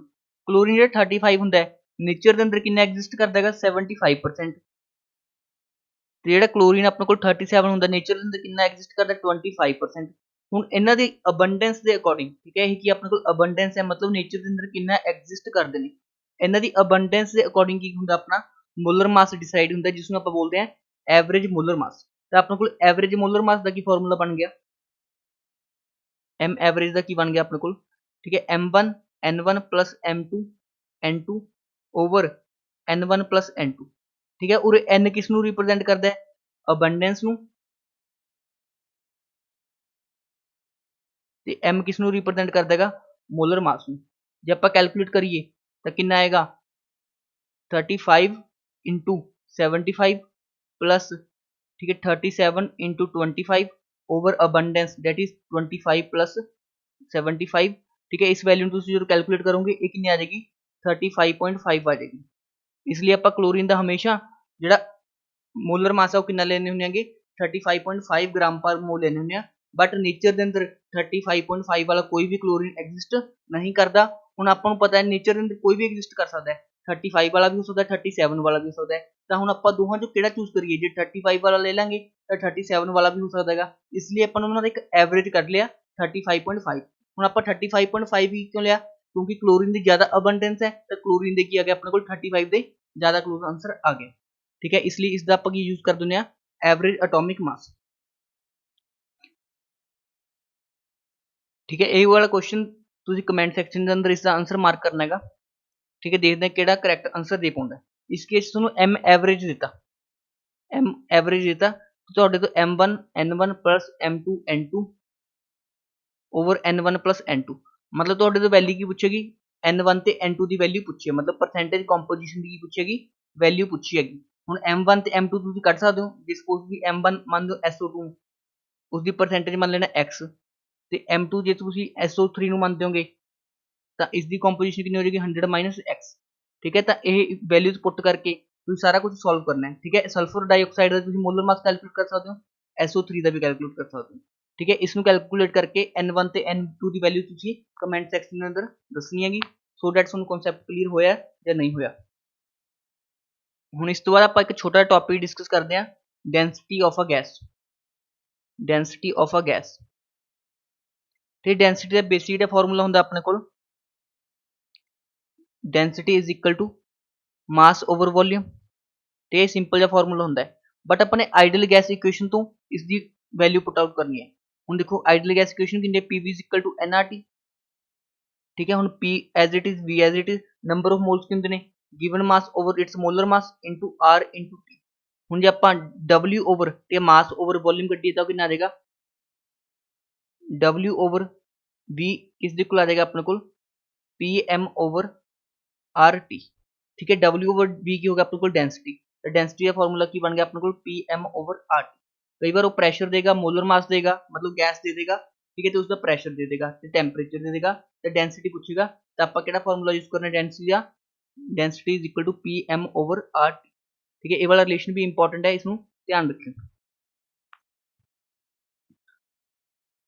ठीक है। हुण नैक्सट काम तुसीं खुद पढ़ना है, ठीक है, basic laws of chemical combination, laws of chemical combination, ठीक है। इससे तुझे केड़े केड़े लॉ पढ़ने ने, law of mass of law of conservation of mass, ठीक है, law of definite proportion, law of reciprocal proportion, ठीक है। वो सारे तुझे खुद पढ़ने ने, बहुत ईजी जी ने, ठीक है। एक बार बस 11th की NCERT बुक तो पढ़ लो, ठीक है, that is more than enough, ठीक है। बेसिक लॉज ने, ठीक है। मैं ज़्यादातर क्वेश्चन वाला फ्रेम वाले क्वेश्चन ही करवाऊंगा ਤੁਹਾਨੂੰ, जिस तो पेपर के क्वेश्चन बनते हैं। थ्योरेटिकल टॉपिक तुझे खुद भी पढ़ सकते हो अपनी NCERT बुक तो, ठीक है। नैक्सट जो टॉपिक अपना परसेंटेज कंपोजिशन, परसेंटेज कंपोजिशन, ठीक है। परसेंटेज कंपोजिशन का की मतलब ਹੁੰਦਾ ਹੈਗਾ ਜੇ ਆਪਣੇ ਕੋਲ ਸਪੋਜ਼ H2 ਦਿੱਤਾ ਹੈਗਾ, ਠੀਕ ਹੈ, H2 ਦਿੱਤਾ ਹੈਗਾ, ਇਸ ਚ ਆਪਣੇ ਤੋਂ ਪੁੱਛ ਲਿਆ percentage composition of hydrogen,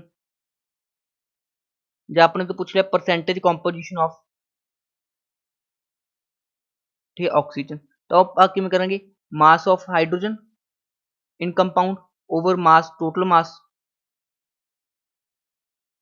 into 100। ਹੁਣ देखो H2 ਦੇ ਅੰਦਰ, ठीक है, हाइड्रोजन का कितना मास है 2 हाइड्रोजन का 2 यूनिट आ जाएगा, ठीक है। टोटल कितना हैगा 18, 2/18 इंटू 100, तो ये की आ जाएगी अपने को परसेंटेज कॉम्पोजिशन ऑफ हाइड्रोजन। जो अपने परसेंटेज कॉम्पोजिशन ऑफ ऑक्सीजन करना हैगा, तो mass of oxygen in H2 total mass into 100, तो ये कितना आ जाएगा अपने को 16/18 इंटू 100। ठीक है। आई होप सुनो परसेंटेज कॉम्पोजिशन कटनी आ गई होगी। जिन्होंने परसेंटेज कॉम्पोजिशन कटनी आ गई वो एक बेसिक दा क्वेश्चन कर दो, ठीक है। Find percentage composition of sulphur, ठीक है। सल्फर का फाइंड आउट करना है इन H2SO4, ठीक है। Percentage composition of sulphur in H2SO4, ठीक है। तुझे कैलकुलेट करना हैगा, ठीक है। सल्फर का भी कैलकुलेट करना हैगा, ऑक्सीजन का भी कैलकुलेट करना है, ठीक है। बेसिक दा क्वेश्चन हैगा, तुझे खुद अटेम्प्ट कर सकते हो, ठीक है। नेक्स्ट आप चीज डिस्कस करांगे that is empirical and molecular formula.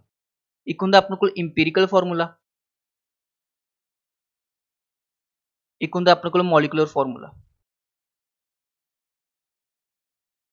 ठीक है। जिस तरह मेरे को ग्लूकोज हैगा, ठीक है, C6H12O6 है, ठीक है, C6H12O6 है, ठीक है। ਹੁਣ ਇਸ ਦਾ ਇਹ ਕੀ ਹੈ ਐਗਜ਼ੈਕਟ ਫਾਰਮੂਲਾ ਹੈਗਾ, ਠੀਕ ਹੈ। ਇਸ ਨੂੰ ਆਪਾਂ ਬੋਲਦੇ ਹਾਂ ਮੋਲੀਕੂਲਰ ਫਾਰਮੂਲਾ।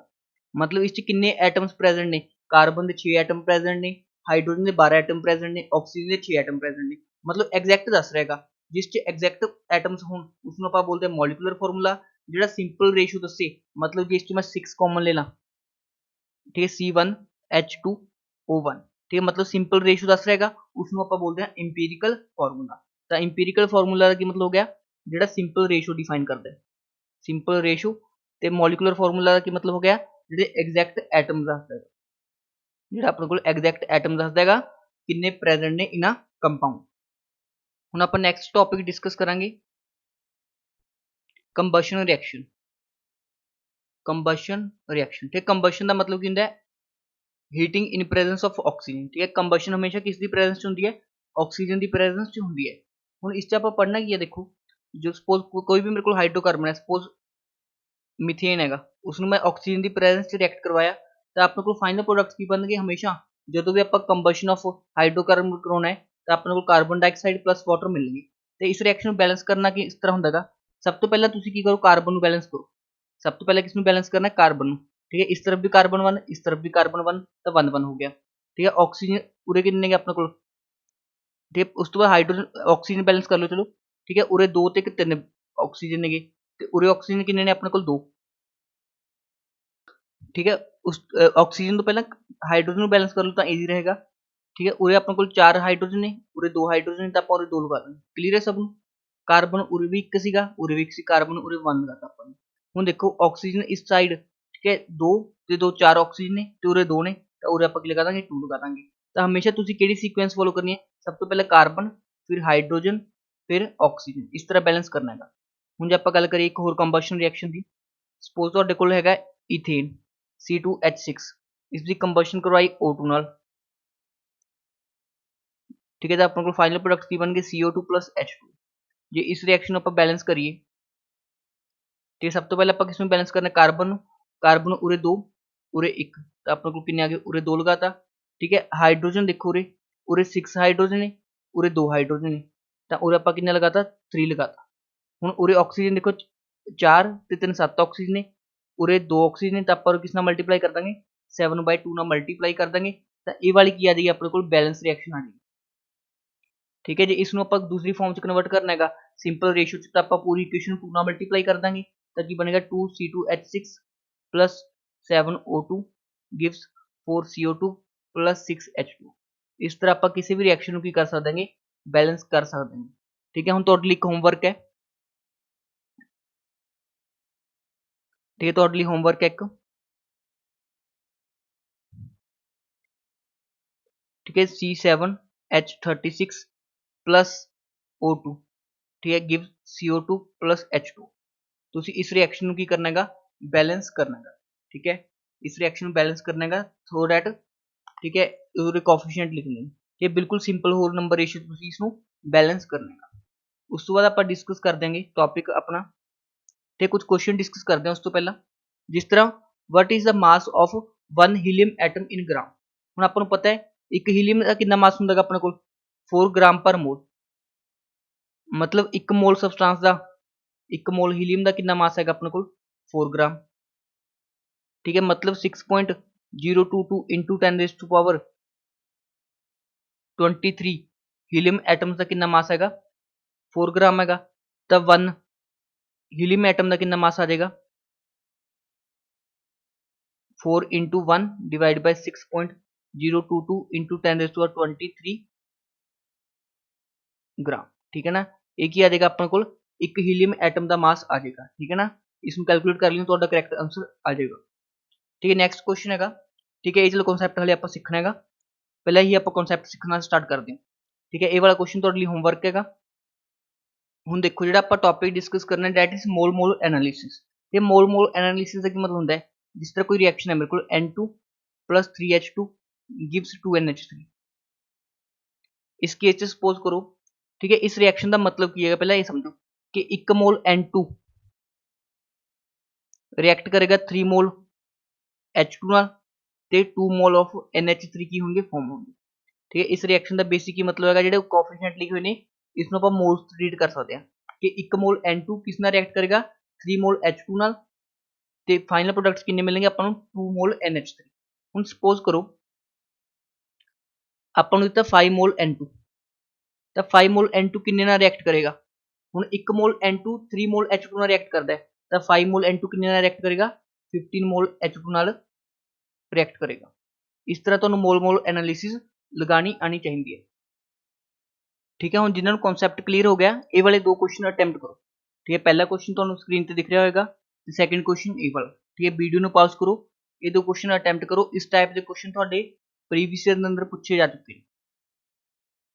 ठीक है, आई होप ਤੁਸੀਂ क्वेश्चन अटैम्प्ट कर रहे होंगे। ठीक है, मैं इसका सोल्यूशन स्टार्ट करता।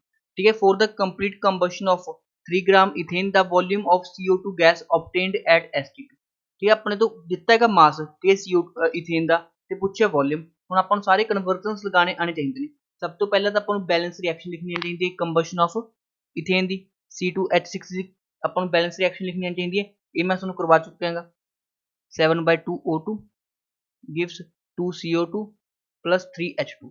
ठीक है, एक ही हो गया अपने को बैलेंस रिएक्शन होगी। हुण आपां मोल्स फाइंड आउट करिए किसदे इथेन दे की आ जाएंगे अपने को 3 डिवाइड बाय ठीक है इसका मोलर मास कितना हो जाएगा अपने को 30 तो अपने को कितने आ जाएंगे 0.1 मोल आ जाएंगे। क्लीयर है, तो अपने को इसके कितने आ गए 0.1 मोल। ठीक है, O2 तो अपने को एक्सेस के अंदर होंगे क्योंकि कंबशन के दौरान ऑक्सीजन की होंगी है एक्सेस के अंदर प्रेजेंट होंगी है तो अपने को ठीक है 2 मोल किस देंगे CO2 ਦੇ ਨੇ। ਹੁਣ बैलेंस रिएक्शन ਨੂੰ ਧਿਆਨ ਨਾਲ ਦੇਖੋ ਤੁਸੀਂ ਜੇ बैलेंस रिएक्शन ਦੇਖੋਗੇ ਤਾਂ ਆਪਣੇ ਕੋਲ ਇਥੇਨ ਦੇ 1 मोल ਤੋਂ कार्बन डाइऑक्साइड ਦੇ 2 मोल्स मिल रहे हैं। ठीक है, बैलेंस रिएक्शन तो की पता चलता है 1 मोल C2H4 ਤੋਂ C2H6 ਤੋਂ 2 मोल CO2 मिल रहे हैं ਤੇ 1 मोल C2H6 gives 2 मोल CO2। ठीक है, ये अपने बैलेंस रिएक्शन तो देख लिया। ਹੁਣ ਜੇ ਆਪਣੇ ਕੋਲ 1 ਮੋਲ ਤੋਂ 2 ਮੋਲ ਮਿਲ ਰਹੇ ਨੇ ਤਾਂ 0.1 ਮੋਲ C2H6 ਤੋਂ ਕਿੰਨੇ ਮਿਲਣਗੇ 2 into 0.1 that is 0.2 mole CO2 क्योंकि एक्चुअल जो अपने को 0.1 मोल CO2 0.1 मोल C2H6 ही ने इथेन की तो अपने को 0.2 मोल CO2 आ गए।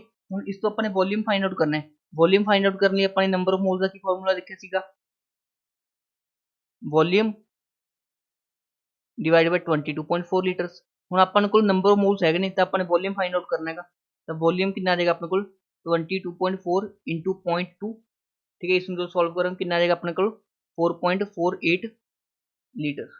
ठीक है ना, तो इसका आंसर आना सी 4.48 लीटर। ठीक है, जिन्होंने करैक्ट आंसर किया मतलब उन्होंने कॉन्सैप्ट बिल्कुल क्लीयर ने। हुण नैक्सट क्वेश्चन तुसीं अटैम्प्ट करना खुद। ठीक है, नैक्सट क्वेश्चन देखो calculate the mass of CO2 gas produced by the complete combustion of 570 gram of octane. ठीक है, हुण ऑक्टेन का मतलब होंगे 8 कार्बन तो C8H18। ठीक है, एक ही बन जाएगा फॉर्मूला बन जाएगा क्योंकि अल्केन्स का जो जनरल फॉर्मूला होंगे वो होंगे अपने को CnH2n+2। ठीक है, एक ही होंगे अपने को जनरल फॉर्मूला होंगे अल्केन्स का तो आप इसकी कंबशन करिए C8H18 plus O2 gives CO2 plus H2O। ठीक है, हम इस रिएक्शन को बैलेंस करेंगे। सब तो पहले आप किस बैलेंस करेंगे कार्बन बैलेंस करेंगे ਤਾਂ ਇਸ ਤਰਫ 8 ਕਾਰਬਨ ਨੇ, ਉਰੇ ਵੀ ਕਿਆ ਜਾਣਗੇ ਆਪਣੇ ਕੋਲ 8 ਕਾਰਬਨ ਆ ਜਾਣਗੇ। ਫਿਰ ਆਪਾਂ ਹਾਈਡਰੋਜਨ ਬੈਲੈਂਸ ਕਰਾਂਗੇ, ਉਰੇ 18 ਹਾਈਡਰੋਜਨ ਨੇ, ਉਰੇ 2 ਹਾਈਡਰੋਜਨ ਨੇ, ਤਾਂ ਆਪਾਂ ਉਰੇ ਕੀ ਲਗਾ ਦਾਂਗੇ 9। ਹੁਣ ਆਕਸੀਜਨ ਦੇਖੋ, ਉਰੇ 16 ਤੇ 9 ਕਿੰਨੇ ਆਕਸੀਜਨ ਨੇ, 25 ਆਕਸੀਜਨ ਨੇ, ਉਰੇ 2 ਆਕਸੀਜਨ ਦਾ ਆਪਾਂ ਲਗਾ ਦਾਂਗੇ 25/2। ਠੀਕ ਹੈ, ਹੁਣ ਇਹ ਵਾਲੀ ਰਿਐਕਸ਼ਨ ਕੀ ਹੋ ਚੁੱਕੀ ਹੈ ਆਪਣੇ ਕੋਲ, ਬੈਲੈਂਸ ਹੋ ਚੁੱਕੀ ਹੈ। ਹੁਣ ਆਪਣੇ ਕੋਲ ਪੁੱਛਿਆ ਗਿਆ calculate the mass of CO2 gas produced ਬਾय the complete combustion of 570 gram of octane. ठीक है, ਹੁਣ 570 ਗ੍ਰਾਮ ਦਾ ਕੀ ਮਤਲਬ ਹੋ ਜਾਏਗਾ, 570 ਡਿਵਾਈਡ ਬਾਈ ਫਿਰ ਮੋਲਰ ਮਾਸ ਕਿੰਨਾ ਹੋ ਜਾਏਗਾ ਇਸ ਦਾ C8H18 ਦਾ 12 into 8 plus 18। ठीक है, 12 8 कितना होता है 96। ठीक है, अप्रोक्सीमेट शायद 114 वैल्यू आ जाएगी। ठीक है, 570 डिवाइड बाई 114 जिसमें तुम कैलकुलेट करोगे तो है कितना आ जाएगा अपने को। ठीक है, 5 मोल्स आ जाएंगे। ठीक है, करेक्ट आंसर क्या आ जाएगा 5 मोल्स। ये था ਹੁਣ ਆ ਗਿਆ ਆਪਣੇ ਕੋਲ मोल्स ऑफ C8H18। ठीक है, ਇਸ ਦੇ ਕਿੰਨੇ 5 मोल्स नेगे। ठीक है, 5 मोल्स ਤੋਂ ਕਿੰਨੇ ਆਪਣੇ ਕੋਲ CO2 ਦੇ ਕਿੰਨੇ ਬਣਨਗੇ। ਹੁਣ ਆਪਾਂ ਨੂੰ ਪਤਾ ਬੈਲੈਂਸ ਰਿਐਕਸ਼ਨ ਤੋਂ ਫਰੋਮ ਬੈਲੈਂਸ ਰਿਐਕਸ਼ਨ। ठीक है, 1 मोल C8H18 ਤੋਂ ਕੀ ਮਿਲ ਰਿਹਾ ਆਪਾਂ ਨੂੰ 8 मोल CO2 ਮਿਲ ਰਿਹਾਗਾ। ਤਾਂ ਆਪਣੇ ਕੋਲ 5 मोल ਤੋਂ ਕਿੰਨੇ ਮਿਲਣਗੇ 5 मोल C8H18 ਤੋਂ 5 into 8 that is 40 mole CO2 ਮਿਲਣਗੇ। ਕਿੰਨੇ ਮਿਲਣਗੇ 40 मोल CO2 ਮਿਲਣਗੇ। ਹੁਣ ਆਪਾਂ ਨੇ ਕੱਢਣਾ ਕੀ ਹੈਗਾ, ਕੱਢਣਾ ਆਪਣੇ ਮਾਸ ਹੈਗਾ। ਤਾਂ ਮਾਸ ਕੱਢਣ ਲਈ ਕੀ ਕਰਾਂਗੇ, मोल्स into मोलर मास कर देंगे। Moles into molar mass that is 40 into 44 ग्राम। ठीक है, जिन्हों का 40 into 44 ग्राम आंसर आया सी वो बिल्कुल सही है। ठीक है, इसमें कैलकुलेट कर लें तो आंसर आ जाएगा 1760 ग्राम। जिन्हों का ये वाला आंसर आया वो बिल्कुल सही ने, तो उन्होंने कॉन्सैप्ट पूरा क्लीयर हो चुका है। हम वो किसी भी तरह का क्वेश्चन कर सकते हैं मोल कॉन्सैप्ट का, चाहे प्रीवियस ईयर का भी हो। ठीक है, मैं प्रीवियस ईयर का क्वेश्चन तुहानूं दिखाउणा। हाँ, ये वाला क्वेश्चन देखो, ये तो प्रीवियस ईयर का है मास्टर कैडर का। तो इस तरह क्वेश्चन किस तरह करेंगे आप। ठीक, CH4 का कंबशन करवाया अपने। ठीक है, तो अपने को CO2 प्लस H2 मिलेगा। ठीक है, इस रिएक्शन को बैलेंस कर लो, कार्बन कार्बन दोनों तरफ बन बन ने, हाइड्रोजन उरे 2 उरे आप 2 लगाता। ठीक है, ऑक्सीजन 2 उरे भी 2 लगाता। ठीक है ना, क्लियर है। हम ये वाली रिएक्शन की होगी बैलेंस। ठीक है, हमने इससे क्या 48 ग्राम ऑफ CH4 ठीक है is burned with excess of O2। ठीक है, find the number of grams of CO2। ठीक है, number of grams of CO2 find out करना है। चाहे पहले मोल्स काट लो। ठीक है, 48 ग्राम CH4 का मतलब है 48 divide by 16 that is 3 moles. ठीक है, इसके कितने मोल्स ने 3 मोल्स ने। ठीक है, हम आपको बैलेंस रिएक्शन तो पता है 1 मोल CH4 की दे रहेगा 1 मोल CO2। तो 3 मोल CH4 किसने देगा 3 मोल CO2। तो अपने को मास कितना देगा CO2 का moles into molar mass. Moles कितने ने 3, मोलर मास कितना 44। ठीक है, 44 इंटू 3 करेंगे कितना देगा 132 ग्राम। ठीक है, तो इसका करेक्ट आंसर किहड़ा आना चाहिए ऑप्शन नंबर सी। ये तो प्रीवियस ईयर का क्वेश्चन है। ठीक है, नेक्स्ट ये वाला क्वेश्चन भी डिस्कस करते हैं आप। ठीक है, पहले एक क्वेश्चन डिस्कस करते हैं। ठीक है, 1 मोल CO2। ठीक है, 1 मोल CO2 का की मतलब अपने को। ठीक है, 6.022 इंटू 10⁻23 मॉलिक्यूल ऑफ CO2। जब आप लिख सकते हैं। ठीक है, 1 into 6.022 into 10⁻23 atoms of C, क्योंकि कार्बन का कितना एटम है 1। या इसमें आप लिख सकते हैं 2 into 6.022 into 10⁻23 atoms of oxygen. ठीक है, हम देख लो जेडे भी ऑप्शन पॉसिबल सी वो लिखती है मैंने। हम करेक्ट आंसर किहड़ा बन जाएगा इसका ऑब्वियसली। ठीक है, ए ऑप्शन की हो जाएगा इसका करेक्ट हो जाएगा। ठीक है, और ये 2 ना मल्टीप्लाई किया होता तो ऑप्शन नंबर बी भी करेक्ट हो जाता, बट बी वाला ऑप्शन करेक्ट नहीं है क्योंकि उसने 2 ना मल्टीप्लाई नहीं किया। इसलिए ए वाले आप सारे कंक्लूजन लिख सकते हैं मोल तो। ठीक है, आप कंसंट्रेशन टर्म्स भी डिस्कस करेंगे। ठीक है, ए वाला क्वेश्चन भी तुम डिस्कस करना है तो खुद अटैम्प्ट करना है। जिसनों जिन्होंने प्रैक्टिस करनी है मैंने यूट्यूब पर एक सैशन पा रखा है टेस्ट नंबर 1 करके आओ। ठीक है, उस की है मैंने बहुत सारे क्वेश्चन ठीक है अराउंड 32 to 35 क्वेश्चन मैंने उस टेस्ट के अंदर डिस्कस किए हैं और यूट्यूब से फ्रीली अवेलेबल है वो तुम देख सकते हो। ठीक है, ਹੁਣ ਆਪਾਂ ਡਿਸਕਸ ਕਰਦੇ ਹਾਂ ਨੈਕਸਟ ਟੌਪਿਕ ਆਪਣਾ ਕਨਸੈਂਟ੍ਰੇਸ਼ਨ ਟਰਮਸ। ਠੀਕ ਹੈ, ਚਲਿਏ ਆਪਾਂ ਕੁਇਕਲੀ ਰਿਵੀਜ਼ਨ ਕਰ ਲੈਣੇ ਹੈਗੇ ਜਿਹੜਾ ਕੁਝ ਆਪਾਂ ਨੇ ਪੜਿਆ। ਠੀਕ ਹੈ, ਸਮ ਬੇਸਿਕ ਕਨਵਰਜ਼ਨ। ਠੀਕ ਹੈ, ਐਂਗਸਟ੍ਰੋਮ ਦਾ ਕੀ ਮਤਲਬ ਹੁੰਦਾ ਹੈਗਾ, ਨੈਨੋਮੀਟਰ ਦਾ ਕੀ ਮਤਲਬ ਹੁੰਦਾ ਹੈ। ठीक है, ਤੁਹਾਨੂੰ ਬੇਸਿਕ ਜੇ ਕਨਵਰਜ਼ਨ ਇਹ ਪਤਾ ਹੋਣੇ ਚਾਹੀਦੇ ਨੇ। 1 ਪਿਕੋਮੀਟਰ ਦਾ ਕੀ ਮਤਲਬ ਹੁੰਦਾ ਹੈਗਾ, 1 ਲੀਟਰ ਦਾ, 1 ਐਟਮੋਸਫੀਅਰ ਦਾ ਮਤਲਬ, 1 ਬਾਰ ਦਾ ਮਤਲਬ, 1 ਕੈਲੋਰੀ ਦਾ ਮਤਲਬ, 1 ਇਲੈਕਟ੍ਰੋਨ ਵੋਲਟ ਦਾ ਮਤਲਬ। ਇਹ ਸਾਰੇ ਕਨਵਰਜ਼ਨ ਤੁਹਾਨੂੰ ਆਣੇ ਚਾਹੀਦੇ ਨੇ। ਉਸ ਤੋਂ ਬਾਅਦ ਇੰਪੀਰੀਕਲ ਫਾਰਮੂਲਾ ਕੀ ਹੁੰਦਾ ਹੈਗਾ, ਜਿਹੜਾ ਸਿੰਪਲ ਰੇਸ਼ੋ ਦੱਸਦਾ। ਮੋਲੀਕੂਲਰ ਫਾਰਮੂਲਾ ਕੀ ਹੁੰਦਾ ਹੈਗਾ, ਜਿਹੜਾ ਆਪਾਂ ਨੂੰ exact number of atoms describe ਕਰਦਾ। ਉਸ ਤੋਂ ਬਾਅਦ ਜਿਹੜਾ ਆਪਣਾ ਟੌਪਿਕ ਹੈ ਦੈਟ ਇਜ਼ ਕਨਸੈਂਟ੍ਰੇਸ਼ਨ ਟਰਮਸ। ਠੀਕ, ਕਨਸੈਂਟ੍ਰੇਸ਼ਨ ਦਾ ਕੀ ਮਤਲਬ ਹੁੰਦਾ ਪਹਿਲੀ ਗੱਲ। ਤੇ ਕਨਸੈਂਟ੍ਰੇਸ਼ਨ ਦਾ ਕੀ ਮਤਲਬ ਹੁੰਦਾ ਹੈਗਾ ਆਪਣੇ ਕੋਲ, ਜਿਸ ਤਰ੍ਹਾਂ ਮੈंने ਇੱਕ ਪਾਣੀ ਲਿਆ ਤੇ ਪਾਣੀ ਦੇ ਅੰਦਰ मैंने NaCl ਮਿਲਾਤਾ, ਜਾਂ ਪਾਣੀ ਦੇ ਅੰਦਰ मैंने ਕੁਝ ਵੀ ਚੀਨੀ ਮਿਲਾਤੀ ਸਪੋਜ਼, ਤੇ ਪਾਣੀ ਦੇ ਅੰਦਰ मैंने ਚੀਨੀ ਮਿਲਾਤੀ। ਹੁਣ ਉਹ ਸੋਲੂਸ਼ਨ ਜਿਹੜਾ ਆਪਣੇ ਕੋਲ ਪਾਣੀ ਦਾ ਸੋਲੂਸ਼ਨ ਬਣੇਗਾ ਉਹ ਕਿੰਨਾ ਮਿੱਠਾ ਬਣ ਰਿਹਾ ਹੈਗਾ, ਮਤਲਬ ਕਿੰਨੀ ਉਸਦੀ ਕਨਸੈਂਟ੍ਰੇਸ਼ਨ ਹੈ, ਉਹੀ ਕੀ ਹੁੰਦੀ ਆਪਣੇ ਕੋਲ ਕਨਸੈਂਟ੍ਰੇਸ਼ਨ ਹੁੰਦੀ ਹੈ। ਮਤਲਬ ਬੇਸਿਕਲੀ ਜਿੰਨਾ ਜ਼ਿਆਦਾ ਆਪਾਂ ਚੀਨੀ ਪਾਵਾਂਗੇ ਉਨੀ ਜ਼ਿਆਦਾ ਕੀ ਹੋਏਗੀ, ਕਨਸੈਂਟ੍ਰੇਸ਼ਨ ਹੋਏਗੀ। ਤਾਂ ਸੋਲੂਸ਼ਨ ਦੇ ਅੰਦਰ ਹਮੇਸ਼ਾ ਆਪਣੇ ਕੋਲ ਦੋ ਪਾਰਟਸ ਹੁੰਦੇ ਨੇਗੇ, ਇੱਕ ਨੂੰ ਆਪਾਂ ਬੋਲਦੇ ਸੋਲਿਊਟ ਤੇ ਦੂਸਰਾ ਹੁੰਦਾ ਆਪਣੇ ਕੋਲ ਸੋਲਵੈਂਟ। ਠੀਕ ਹੈ, ਸੋਲਿਊਟ ਕੀ ਹੁੰਦਾ ਆਪਣੇ ਕੋਲ ਜਨਰਲੀ ਲੈਸ ਅਮਾਉਂਟ ਦੇ ਅੰਦਰ ਪ੍ਰੈਜ਼ੈਂਟ ਹੁੰਦਾ ਹੈਗਾ। ਠੀਕ ਹੈ, ਸੋਲਿਊਟ ਕੀ ਹੁੰਦਾ ਆਪਣੇ ਕੋਲ ਲੈਸ ਅਮਾਉਂਟ ਦੇ ਅੰਦਰ ਪ੍ਰੈਜ਼ੈਂਟ ਹੁੰਦਾ ਹੈਗਾ, ਤੇ ਸੋਲਵੈਂਟ ਕੀ ਹੁੰਦਾ ਹੈਗਾ ਆਪਣੇ ਕੋਲ ਲਾਰਜ ਅਮਾਉਂਟ ਦੇ ਅੰਦਰ ਪ੍ਰੈਜ਼ੈਂਟ ਹੁੰਦਾ ਹੈਗਾ। ਠੀਕ ਹੈ, ਬਟ ਇਹ ਡੈਫੀਨੇਸ਼ਨ ਹਮੇਸ਼ਾ ਵੈਲਿਡ ਨਹੀਂ ਹੁੰਦੀ। ਸਪੋਜ਼ ਇੱਕ ਸੋਲਿਡ ਹੈ ਤੇ ਦੂਸਰਾ ਲਿਕੁਇਡ ਹੈ, ਤਾਂ ਲਿਕੁਇਡ ਹਮੇਸ਼ਾ ਹੀ ਸੋਲਵੈਂਟ ਹੋਏਗਾ। ਲਿਕੁਇਡ ਹਮੇਸ਼ਾ ਕੀ ਹੋਏਗਾ, ਸੋਲਵੈਂਟ ਹੋਏਗਾ, ਤੇ ਸੋਲਿਡ ਹਮੇਸ਼ਾ ਕੀ ਹੋਏਗਾ, ਸੋਲਿਊਟ ਹੋਏਗਾ। ਜੇ ਆਪਣੇ ਕੋਲ ਇੱਕ ਲਿਕੁਇਡ ਹੈ ਤੇ ਦੂਸਰਾ ਵੀ ਲਿਕੁਇਡ ਹੈ, ਤਾਂ ਜਿਹੜਾ ਲਿਕੁਇਡ ਲੈਸ ਅਮਾਉਂਟ ਦੇ ਅੰਦਰ ਪ੍ਰੈਜ਼ੈਂਟ ਹੋਏਗਾ ਉਹ ਸੋਲਿਊਟ, ਜਿਹੜਾ ਲਾਰਜ ਅਮਾਉਂਟ ਦੇ ਅੰਦਰ ਪ੍ਰੈਜ਼ੈਂਟ ਹੋਏਗਾ ਉਹ ਸੋਲਵੈਂਟ। ਸਪੋਜ਼ ਆਪਾਂ ਨੇ 50 ml ਵਾਟਰ ਨੂੰ ਮਿਲਾਇਆ ਇਨ 100 ml ਇਥਾਨੋਲ, ਤਾਂ ਇਸ ਕੇਸ 'ਚ ਆਪਣੇ ਕੋਲ ਵਾਟਰ ਕੀ ਹੈਗਾ, ਸੋਲਿਊਟ ਹੈਗਾ, ਤੇ ਇਥਾਨੋਲ ਕੀ ਹੈਗਾ, ਸੋਲਵੈਂਟ ਹੈਗਾ। ਜਿਹੜਾ ਲਾਰਜ ਅਮਾਉਂਟ ਦੇ ਅੰਦਰ ਪ੍ਰੈਜ਼ੈਂਟ ਹੋਏਗਾ ਉਹ ਸੋਲਵੈਂਟ, ਜਿਹੜਾ ਲੈਸ ਅਮਾਉਂਟ ਦੇ ਅੰਦਰ ਪ੍ਰੈਜ਼ੈਂਟ ਹੋਏਗਾ ਸੋਲਿਊਟ। ਹੁਣ ਆਪਾਂ ਡਿਸਕਸ ਕਰੀਏ ਕੁਝ ਕਨਸੈਂਟ੍ਰੇਸ਼ਨ ਟਰਮਸ ਦੀ। ਜਿਹੜੀ ਆਪਾਂ ਪਹਿਲਾ ਕਨਸੈਂਟ੍ਰੇਸ਼ਨ ਟਰਮ ਡਿਸਕਸ ਕਰਦੇ ਹਾਂ that is percentage weight by weight। ਤੇ ਪਰਸੈਂਟੇਜ weight by weight ਦਾ ਕੀ ਮਤਲਬ ਹੁੰਦਾ ਹੈਗਾ, weight of solute over weight of solution into 100। ठीक है, इस डेफिनेशन का की मतलब हैगा, सपोज ਤੁਹਾਨੂੰ 40% weight by weight solution ਦਿੱਤਾ, ਤਾਂ ਇਸ ਦਾ ਕੀ ਇੰਟਰਪ੍ਰੀਟ ਕਰਨਾ ਤੁਸੀਂ ਕਿ 40 ਗ੍ਰਾਮ ਤੇ 40% weight by weight NaCl ਦਿੱਤਾ ਸਪੋਜ਼, ਤਾਂ ਇਸ ਦਾ ਕੀ ਮਤਲਬ ਹੈ 40 gram NaCl is present in 100 gram solution। Clear ਹੈ ਸਭ ਨੂੰ। ਤਾਂ ਸੋਲਿਊਟ ਕਿੰਨਾ ਹੋ ਗਿਆ, ਇਸ ਚੋਂ ਸੋਲਿਊਟ ਕਿੰਨਾ ਹੋ ਗਿਆ 40 ਗ੍ਰਾਮ, ਮਤਲਬ ਜਿਹੜਾ NaCl ਹੈ। ਸੋਲਵੈਂਟ ਕਿੰਨਾ ਹੋ ਗਿਆ, ਪਾਣੀ ਕਿੰਨਾ ਹੋ ਗਿਆ, ਮਤਲਬ 100 ਮਾਈਨਸ 40 ਡੈਟ ਇਜ਼ 60 ਗ੍ਰਾਮ ਕੀ ਹੋ ਗਿਆ ਆਪਣੇ ਕੋਲ, ਵਾਟਰ ਹੋ ਗਿਆ। ਤਾਂ ਆਪਣੇ ਕੋਲ ਸੋਲਿਊਸ਼ਨ ਕਿਸ ਦੇ ਇਕੁਅਲ ਹੁੰਦਾ ਹੈਗਾ, solution is equal to solute plus solvent. ਠੀਕ ਹੈ, ਇਸ ਤਰ੍ਹਾਂ ਆਪਾਂ ਪਰਸੈਂਟੇਜ weight by weight ਨੂੰ ਡਿਫਾਈਨ ਕਰਦੇ ਹਾਂ। ਹੁਣ ਬਾਕੀ ਸਾਰੀ ਕਨਸੈਂਟ੍ਰੇਸ਼ਨ ਟਰਮ ਮੈਂ ਤੁਹਾਨੂੰ ਸਲਾਈਡ ਤੋਂ ਪੜ੍ਹਾ ਦੇਣਾ, ਇਹ ਸਲਾਈਡ ਤੇ ਤੁਸੀਂ ਨੋਟ ਕਰਨੀ। ਤੇ ਸਭ ਤੋਂ ਪਹਿਲੇ ਸੀ ਆਪਣੇ ਕੋਲ ਪਰਸੈਂਟੇਜ weight by weight, ਮਤਲਬ mass of solute over mass of solvent into 100। ਠੀਕ ਹੈ, ਦੋਹੇ ਕਿਸ ਚ ਲੈਣੇ, ਗ੍ਰਾਮ ਚ ਲੈਣੇ, ਤੇ ਜਨਰਲੀ ਗ੍ਰਾਮ ਚ ਹੁੰਦੇ ਨੇ।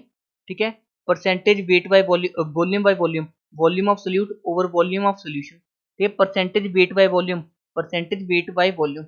ਠੀਕ ਹੈ, ਜਿਹੜਾ ਉੱਪਰ ਆਉਂਦਾ ਉਸਦਾ ਆਪਾਂ ਸੋਲਿਊਟ ਲੈਣਾ ਹੁੰਦਾ ਹੈ, ਤੇ mass of solute over volume of solution, ਤੇ ਵੋਲਿਊਮ ਨੂੰ ਹਮੇਸ਼ਾ ml ਚ ਲਓ ਤੇ weight ਨੂੰ ਹਮੇਸ਼ਾ ਗ੍ਰਾਮ ਦੇ ਅੰਦਰ ਲਓ। ਠੀਕ ਹੈ, ਇਹ ਗੱਲ ਵੀ ਧਿਆਨ ਰੱਖਣੀ ਹੈ ਤੁਸੀਂ। ਠੀਕ ਹੈ, ਪਾਰਟਸ ਪਰ ਮਿਲੀਅਨ। ਠੀਕ ਹੈ, ppm ਦਾ ਕੀ ਮਤਲਬ ਹੁੰਦਾ ਹੈ, mass of solute over mass of solution into 10 raise to power 6। ਠੀਕ ਹੈ, ਕਿਸ ਨਾਲ ਮਲਟੀਪਲਾਈ ਕਰਨਾ ਹੈ, 10 ਰੇਜ਼ ਟੂ ਪਾਵਰ 6 ਨਾਲ ਮਲਟੀਪਲਾਈ ਕਰਨਾ ਹੈ, ਤਾਂ ਆਪਣੇ ਕੋਲ ਕਨਸੈਂਟ੍ਰੇਸ਼ਨ ਆ ਜਾਏਗੀ ਪਾਰਟਸ ਪਰ ਮਿਲੀਅਨ ਦੇ ਅੰਦਰ।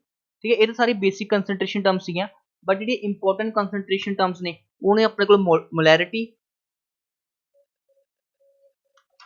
ठीक है, मोलैरिटी, नॉर्मैलिटी एंड मोलैलिटी। ठीक है, तीन कंसंट्रेशन टर्म्स आप पढ़ने ने। सब तो इंपॉर्टेंट है मोलैरिटी, सब तो इंपॉर्टेंट है मोलैरिटी। उस तो बाद आपको मोलैलिटी पता होनी चाहिए, मोलैलिटी। ठीक है, मोलैरिटी का की मतलब होंगे अपने को, मोलैरिटी ਨੂੰ ਆਪਾਂ कैपिटल M ਨਾਲ शो कर देंगे ਤੇ मोलैलिटी ਨੂੰ ਆਪਾਂ स्मॉल m ਨਾਲ शो कर देंगे। मोलैरिटी का मतलब होंगे अपने को number of moles of solute number of moles of solute over volume of solution, ठीक है नीचे की लेना अपने वॉल्यूम ऑफ सोल्यूशन लीटर के अंदर। क्लीयर है सब ਨੂੰ, ठीक है इस दे बेस ਆਪਾਂ क्वेश्चन करांगे। ठीक है सपोज ਤੁਹਾਡੇ ਕੋਲ ਸਿੰਪਲ ਜਿਹਾ क्वेश्चन ਹੈਗਾ ਤੇ 12 gram acetic acid dissolved in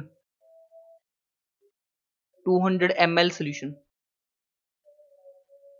clear है, फाइंड मोलैरिटी।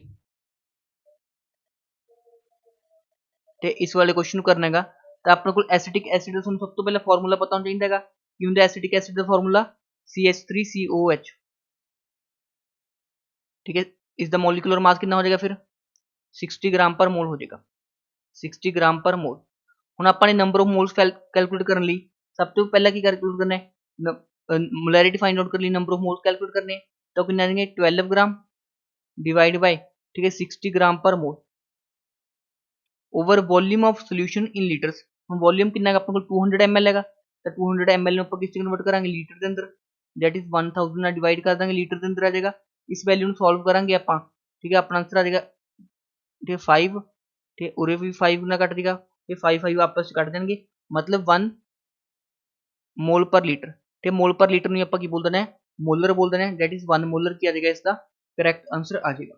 ठीक है तो बेसिक जो क्वेश्चन ਸੀਗਾ, ठीक है ਹੁਣ ਆਪਾਂ डिफाइन करते हैं मोलैलिटी। ठीक है मोलैलिटी ਨੂੰ ਆਪਾਂ स्मॉल m ਨਾਲ रिप्रेजेंट कर देंगे ਤੇ ਇਸ ਦਾ ਫਾਰਮੂਲਾ ਹੁੰਦਾ number of moles of solute. ठीक है ਇਸ ਵੀ ਸੇਮ ਹੈ number of moles of solute ਤੇ ਨੀਚੇ ਆਪਾਂ ਲਵਾਂਗੇ mass of solvent in KG, mass of solvent in KG.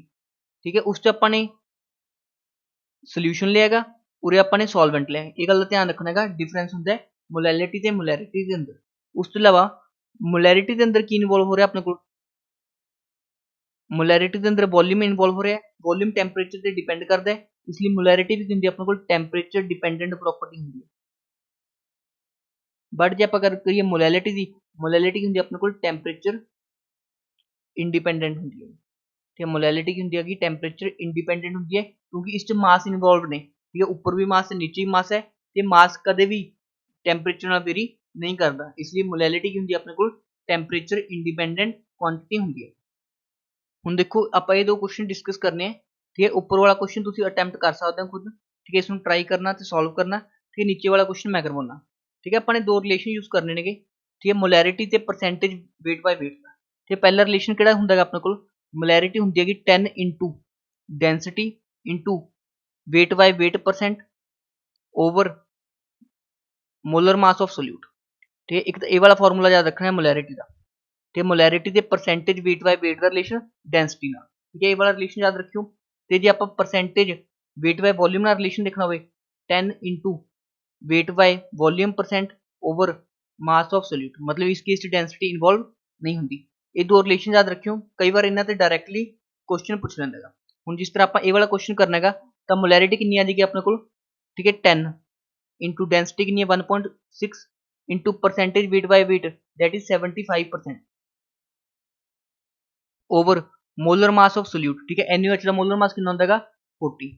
ठीक है इसमें ਤੁਸੀਂ कैलकुलेट कर लियो तो ਤੁਹਾਡਾ आंसर आ जाएगा। ठीक है शायद इसका आंसर 30 मोलर है। ठीक है इस तरह ਤੁਹਾਨੂੰ ਦੋ ਫਾਰਮੂਲਾ ਧਿਆਨ ਰੱਖਣੇ ਪੈਣੇ ਨੇ ਕਿ ਮੋਲੈਰਿਟੀ ਤੇ ਪਰਸੈਂਟੇਜ weight ਬਾਈ weight ਦਾ ਰਿਲੇਸ਼ਨ ਐਂਡ ਮੋਲੈਰਿਟੀ ਤੇ ਪਰਸੈਂਟੇਜ weight ਬਾਈ ਵੋਲਿਊਮ ਨਾਲ ਰਿਲੇਸ਼ਨ ਤੇ ਡੈਂਸਿਟੀ ਦਾ ਕੀ ਰਿਲੇਸ਼ਨ ਹੁੰਦਾ ਹੈਗਾ। ਹੁਣ ਆਪਾਂ ਨੈਕਸਟ ਡਿਸਕਸ ਕਰਦੇ ਹਾਂ ਮੋਲ ਫ੍ਰੈਕਸ਼ਨ। ਤੇ ਮੋਲ ਫ੍ਰੈਕਸ਼ਨ ਦਾ ਕੀ ਮਤਲਬ ਹੁੰਦਾ ਆਪਣੇ ਕੋਲ,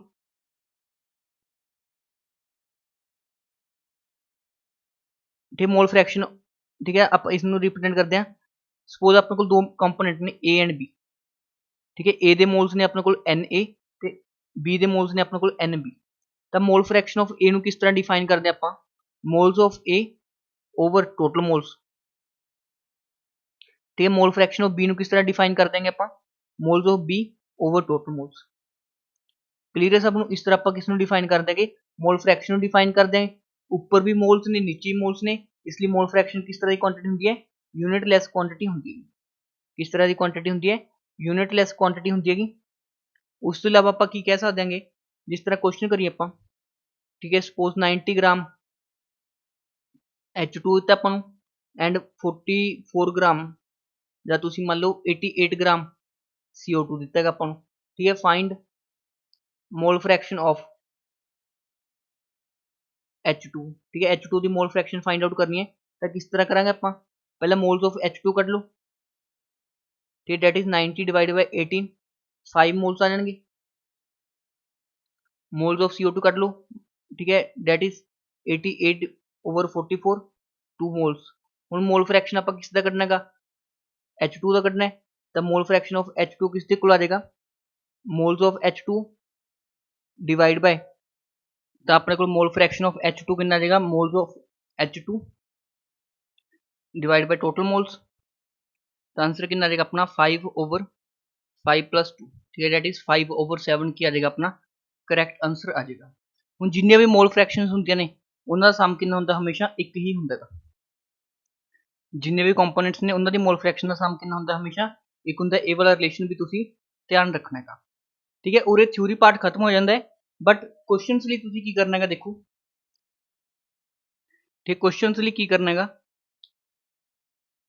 तो मेरे यूट्यूब ते जाइयो, ठीक है। यूट्यूब के इसी वीडियो के मैं डिस्क्रिप्शन के अंदर प्लस कमेंट सैक्शन के अंदर, ठीक है, मैं एक वीडियो का लिंक मैंशन कर दूंगा। उस मैंने 32 क्वेश्चन डिस्कस किए हैं, तो जिस सारे प्रीवियस ईयर क्वेश्चन मैंने डिस्कस किए हैं, वो वाली वीडियो जाके देख लियो, ठीक है। थ्योरी वाली वीडियो इस कवर कर लियो, तो क्वेश्चन उस वाली वीडियो कवर कर लियो, ਤੁਹਾਡਾ कंप्लीट चैप्टर कवर हो जाएगा, ठीक है। ये चैप्टर करने का की बेनीफिट है, ਤੁਹਾਡੀ फिजिकल कैमिस्ट्री के अद्धे कॉन्सैप्ट यही चैप्टर के बेस ने, ठीक है। जो ये चैप्टर ਤੁਹਾਨੂੰ ਚੰਗੀ ਤਰ੍ਹਾਂ ਆਏਗਾ ਤਾਂ फिजिकल कैमिस्ट्री ਤੁਹਾਡੀ बिल्कुल इंप्रूव होएगी, ठीक है। ਜਿਹੜੇ स्टूडेंट टेस्ट सीरीज ज्वाइन करना चाहते हैं ये टेस्ट सीरीज ज्वाइन कर सकते हैं, ये टेस्ट सीरीज का प्राइस है 600 रुपीज़, ये टोटल 25 टेस्ट ने, हर एक टेस्ट का ਤੁਹਾਨੂੰ वीडियो सोल्यूशन मिलेगा, ठीक है। टेस्ट भी ऐप के अंदर होंगे तो उसकी PDF मिल जाएगी। उस तो इलावा स्पैक्ट्रोस्कोपी का कंप्लीट कोर्स, स्पैक्ट्रोस्कोपी का कंप्लीट कोर्स भी ਤੁਹਾਨੂੰ इस वीडियो सैशन के अंदर मिलेगा। तो इन्ने सारे फीचर्स ਤੁਹਾਨੂੰ सिर्फ 600 रुपीज़ मिलेंगे। एक कॉन्टैक्ट कर सकते, नंबर है 8437068169 पे, ठीक है। इस नंबर पर कॉन्टैक्ट कर लियो, तो बिल्कुल ऑफर प्राइस 600 रुपीज़ ये टेस्ट सीरीज प्रोवाइड कर दी हैगी, बिकॉज ओनली 16 डेज लैफ्ट ने, ठीक है। हुण तुसीं प्रैक्टिस ज़्यादा तो ज़्यादा कर सकते हो, ठीक है। Thank you for watching this video.